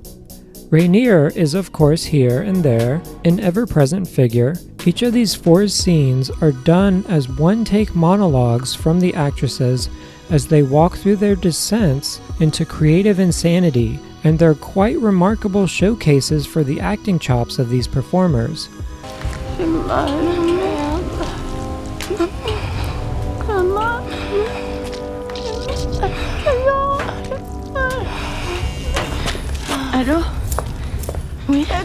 Many of the actresses from the short and the previous one will be in She is Conann, as many elements will carry over directly. So if you're interested, I highly recommend checking out these shorts to highlight the experience, even though it isn't entirely necessary.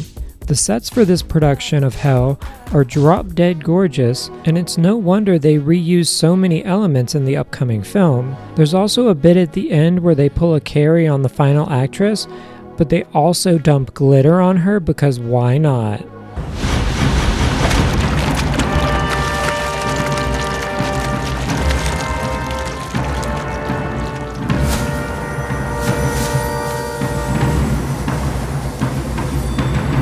The last short film is The Last Cartoon. I'm not entirely sure what these images are displaying. I think there's supposed to be 3 different interpretations of what the last piece of cinema will ever be. The first is an abstract series of primordial images showing the end of days. The second is a gathering of artists in an apocalyptic, terrifying wasteland. This is the optimistic take on the world's finale. The final pessimistic take is a world where art and cinema have been drained of all value and worth by man, left a husk to bleed out on a soiled mattress. If only there were any blood left. Resté. Il compte les billets et le temps qu'il lui reste à vivre.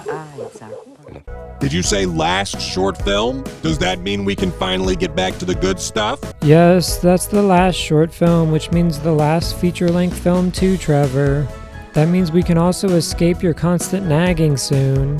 Who, me? You can never be free of Trevor. I will always be there scratching at the back of your skull. You know you want to try cannibalism, Just a little taste?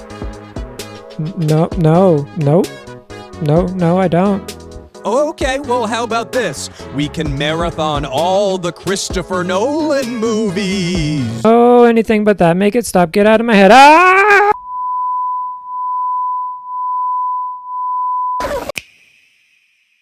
She is Conann is Mandico's latest movie, a retelling of the sword and sorcery character by Robert E. Howard.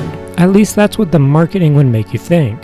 If you're this deep into the video, then you know that won't be the case. A gender-flipped Conan the Barbarian would be too simple for this team of artists.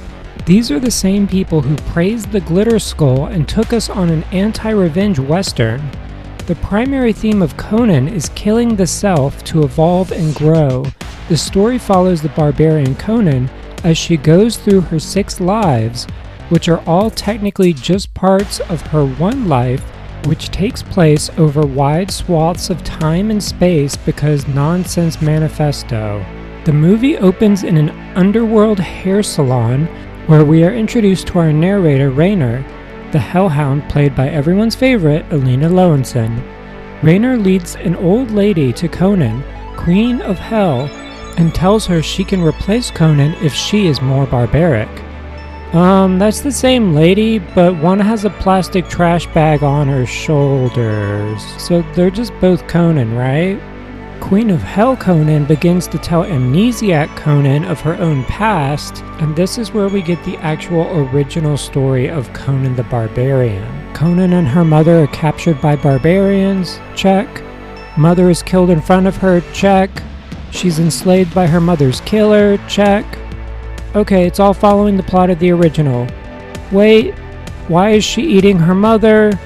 So the warlord makes young Conann into a cannibal after killing her.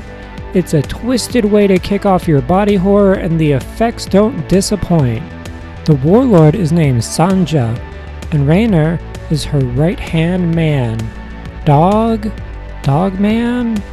He's an invention from one of Mandico's short films, which we discussed earlier, and is the excuse to have Lowenson narrate the entire film. He sort of whispers in the warlord Sanja's ear like he will be whispering in Conann and ours through the entire movie. He convinces Sanja to let Conann fight in a test where she rips out another warrior's spine, which comes out as a sword. How convenient! Rather than continuing to fight, she lets herself get thrown into a cage. Did I mention all the barbarians have these weird extreme nipples on their armor? It's a choice. Raynor convinces Conann to poison all the barbarians with bejeweled plants. And then she is tempted to ascend to her next life. AKA Jojo Siwa shows up. Her future self appears, they make out, and then her future self kills her past self, showing that she is now reborn. This is going to happen 4 more times and is the thematic device driving the entire film, so I hope you like it. The killing. No, not Jojo Siwa. Jojo is just here for this one life. Can you imagine if Bertrand Mandico teamed up with Jojo Siwa? They would use a similar amount of glitter, and she did create the entire subgenre of gay pop, so I guess we can't talk about queer media without acknowledging her. She's gonna dance across the beach and stumble on the weird chimera dogman from Wild Boys. Has anyone done one of those list videos, but it's just young artists who think they invented being queer? Number 1, Jojo Siwa. I said, I want to start a new genre of music. And they said, what do you mean? And I said, well, it's called gay pop. And they were like, what's that? And I was like, it's like K-pop, right? But it's gay pop. Number 2, Sam Smith. I just wanted to make it clear how much I truly do care about the LGBT community.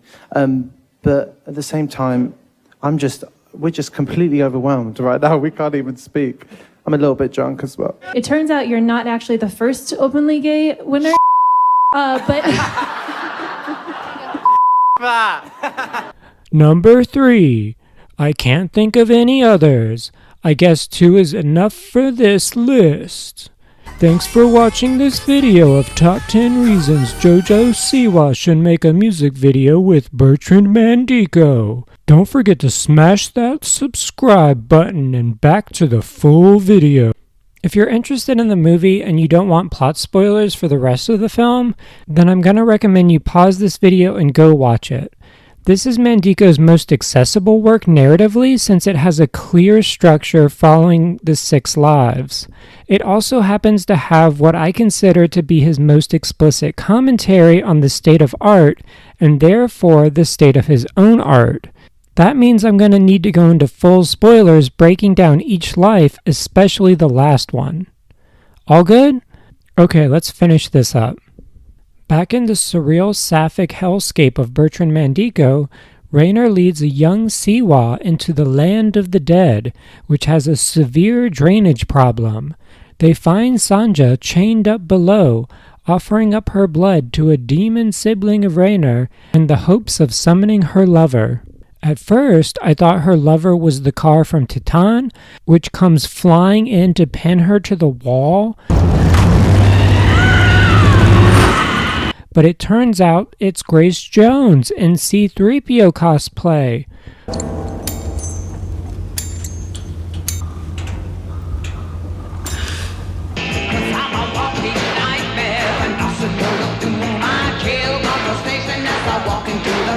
First Kate Bush, now Grace Jones, all my favorite divas are here. Jojo Conann confronts them and twist, Grace Jones is actually another version of Conann. They're all Conann. She kills her younger self and this time is reborn as Sanja's lover. They make a deal with Raynor, a chance to start over in 1998 in a little town called the Bronx. An extremely specific time and place for a film on the Nonsense Manifesto. All of this is in exchange for their memories and eternal souls. I'm sure this will go well. Conann, now a stunt woman in the Bronx, gets her throat cut on her own sword after a stunt goes bad.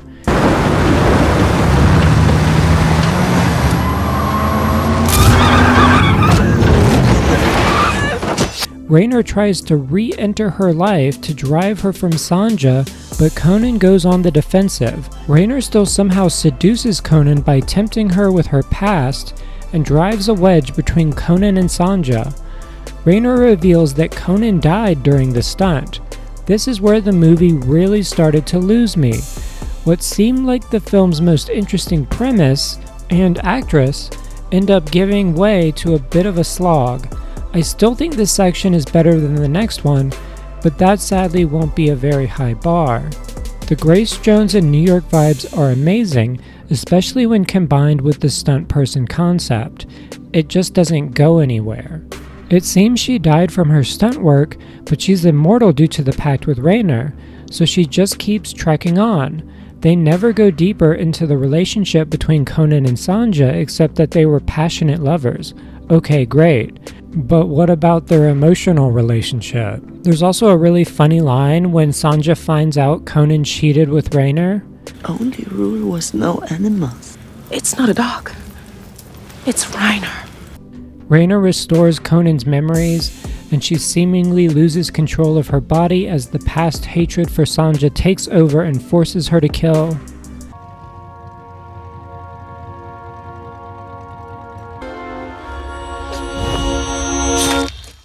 Conann's next incarnation shows up to put her out of her misery. This life is going to be a leather and bondage mass murderer. How delightful. Well, that's what you'd think. But this incarnation is the most boring out of all of them. She literally just kills a bunch of half-naked guys, her lover, and walks around talking about how she would rather kill everyone and be alone. Pourquoi je vais te tuer? It's clearly her response to losing her lover, but also the emptiness of vengeance against her mother's killer. She wears a Nazi-esque uniform through the entire section and seems to be waging a war on something, but what that thing is never clear. She states that her only fear is her own old age, so it's gonna be the next iteration of Conann at this point. Then something happens that recontextualizes the rest of the movie. Conann begins sprouting wings. Sa propre jeunesse est le comble de la barbarie. A bunch of people chase her around, filming her on their smartphones. Elder Conann shows up like an angel of death, and then it is revealed that the eldest version of Conann is an extremely wealthy businesswoman who wants to be immortalized through art. How is she going to achieve this? Through a portrait? A documentary or biopic? Nah, she is going to feed her carcass to 6 of the greatest modern artists in exchange for her massive fortune. By doing so, she will live on through their art, and they will use her money to create said art. It's a direct callback to her cannibalizing her mother's corpse, but also a reframing of her 6 lives, now as 6 different artists. One artist, the musical artist Lux, refuses to participate in the cannibalism, but the other 5 are ready to chow down and get rich. Lux states that if they consume Conann, then all of their art will be corrupt, tainted, and create a plague that spreads a disease to all other art. Conann has to be prepared in order to be palatable for the artists. And then I assume those artists will take her story and regurgitate it to the masses over and over, spreading the story of the barbarian until the end of time, allowing her to become truly immortal. I find it funny that she is still seemingly immortal as she has herself anesthetized, butchered, and fed to the artists, all while Raynor watches. He takes her heart before the meal begins. A meal which is truly gruesome, by the way. The sound design here is something else. Libre à vous de laisser la fortune ou de le mangeau qui nourrit les artistes et continuer à vivre en tout. After their big meal and a sweet surprise hiding in the head, Lux shows up and guns down all 5 of the gluttonous artists.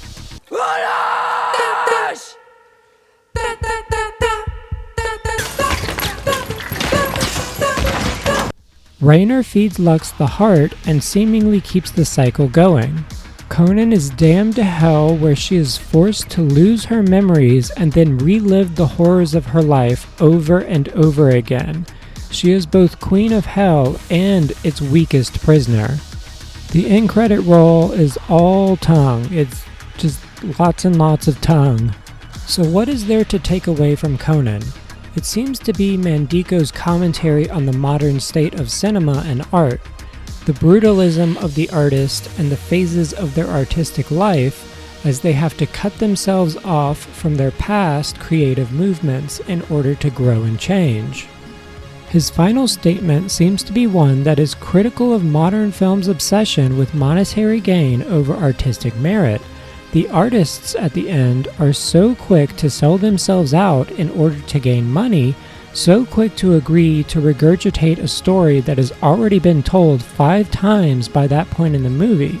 Is Mandico calling out all the queer artists who have gone mainstream, made palatable works that can play at your local AMC theater and get memed online? Yeah, probably. I think a lot of people will call Mandico's movies pretentious and mock them as style over substance, to which I'll say, yeah, they are. But they also utilize practical effects, in-camera effects, gender-bending themes, and downright insane soundscapes that I don't think there's anything else in cinema quite like. While I stated that She Is Conann is probably his most accessible work with its clear narrative through line, it's going to upset almost everyone coming into the experience trying to find a retelling of Conan the Barbarian. It completely abandons the narrative of Conan the Barbarian only about 30 minutes into the runtime. It's gonna upset anyone expecting a cohesive narrative since it breaks basic narrative rules, replacing the main character every 20 minutes. Yes, they're the same person, but they're more of a symbol than they are an actual character. And certain elements are clearly meant to be left unanswered, such as Conan's immortality. They're more motifs than actual plot points.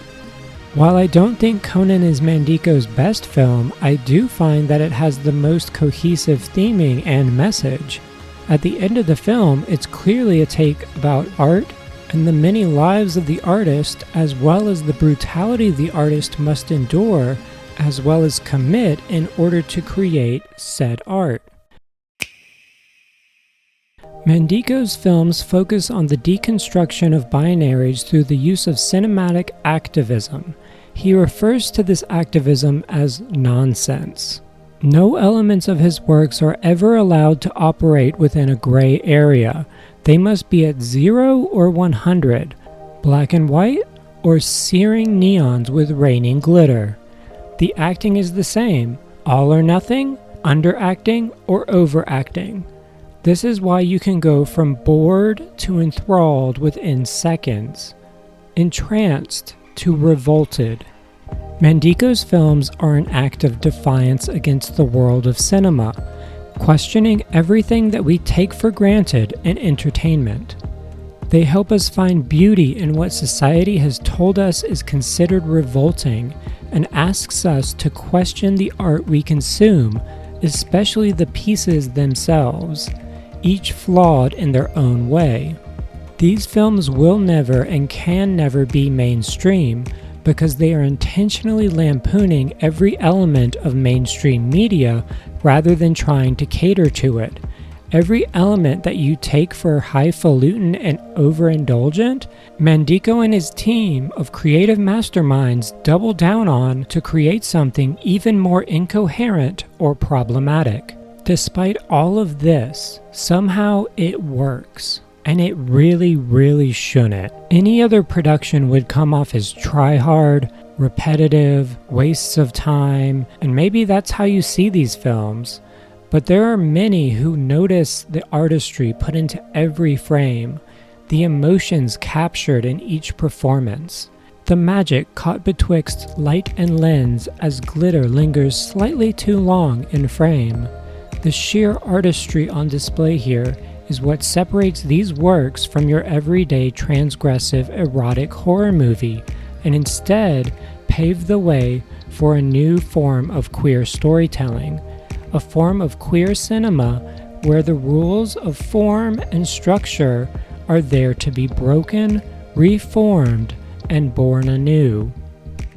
In a 2023 interview about She is Conann, Mandico stated that his work is queer in the original sense of the word, as a challenging of heteronormativity. The interviewer then asked him why it was so important to him, why it was so important to challenge these norms in a time when bigotry and hate against the LGBTQ+ community were more vocally prevalent than ever, and whether or not this made the production of the films more challenging. Mandico responded thusly, "Because the queer vision advances the narrative, breaks the cliches, deviates the imagination, and challenges censorship. It is an artistic and political choice. One does not go without the other. I'm trying to remain a free spirit. The original meaning of queer is synonymous with freedom of the mind and creation. I make films with a modest budget compared to the complexity of my ideas. I shot Conann in 5 weeks in a unique location which required us to be inventive and creative. Producing a film is never simple. The most important aspect is that it can reach the maximum number of spectators and touch their hearts." Mandico's films may disgust, revolt, and offend many, but he clearly puts care into each and every piece he makes. His transgressive topics and imagery are meant to provoke and spark discussions, but also push the boundaries of cinema so that queer stories can become more normalized in everyday life.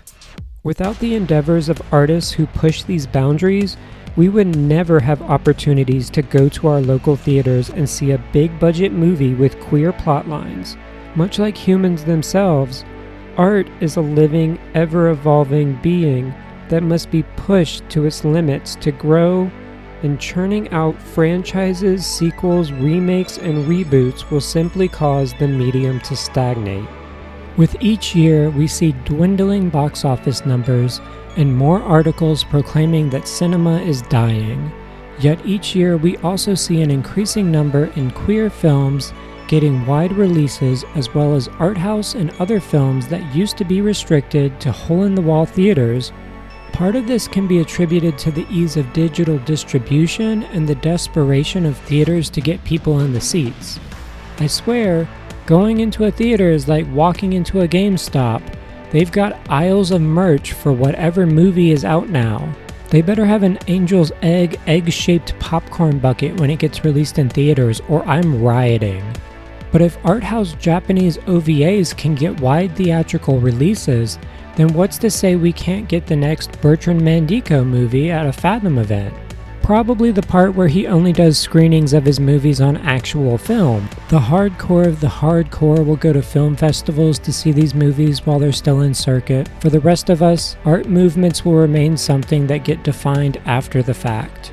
We won't know about awesome movements in cinema until after they become widespread or mainstream. But each year, we also get more access to digital distribution, and young filmmakers are finding new ways to create art that defies all styles of current filmmaking. Mandico's Manifesto won't be the last. And if the modern state of queer mainstream cinema is anything to go by, then I think the future of the genre is going to get weirder, more normalized, and hopefully, if Mandico has anything to say in it, a little more disgusting. Smiling through, just like you always do, till the blue skies drive the dark clouds far away.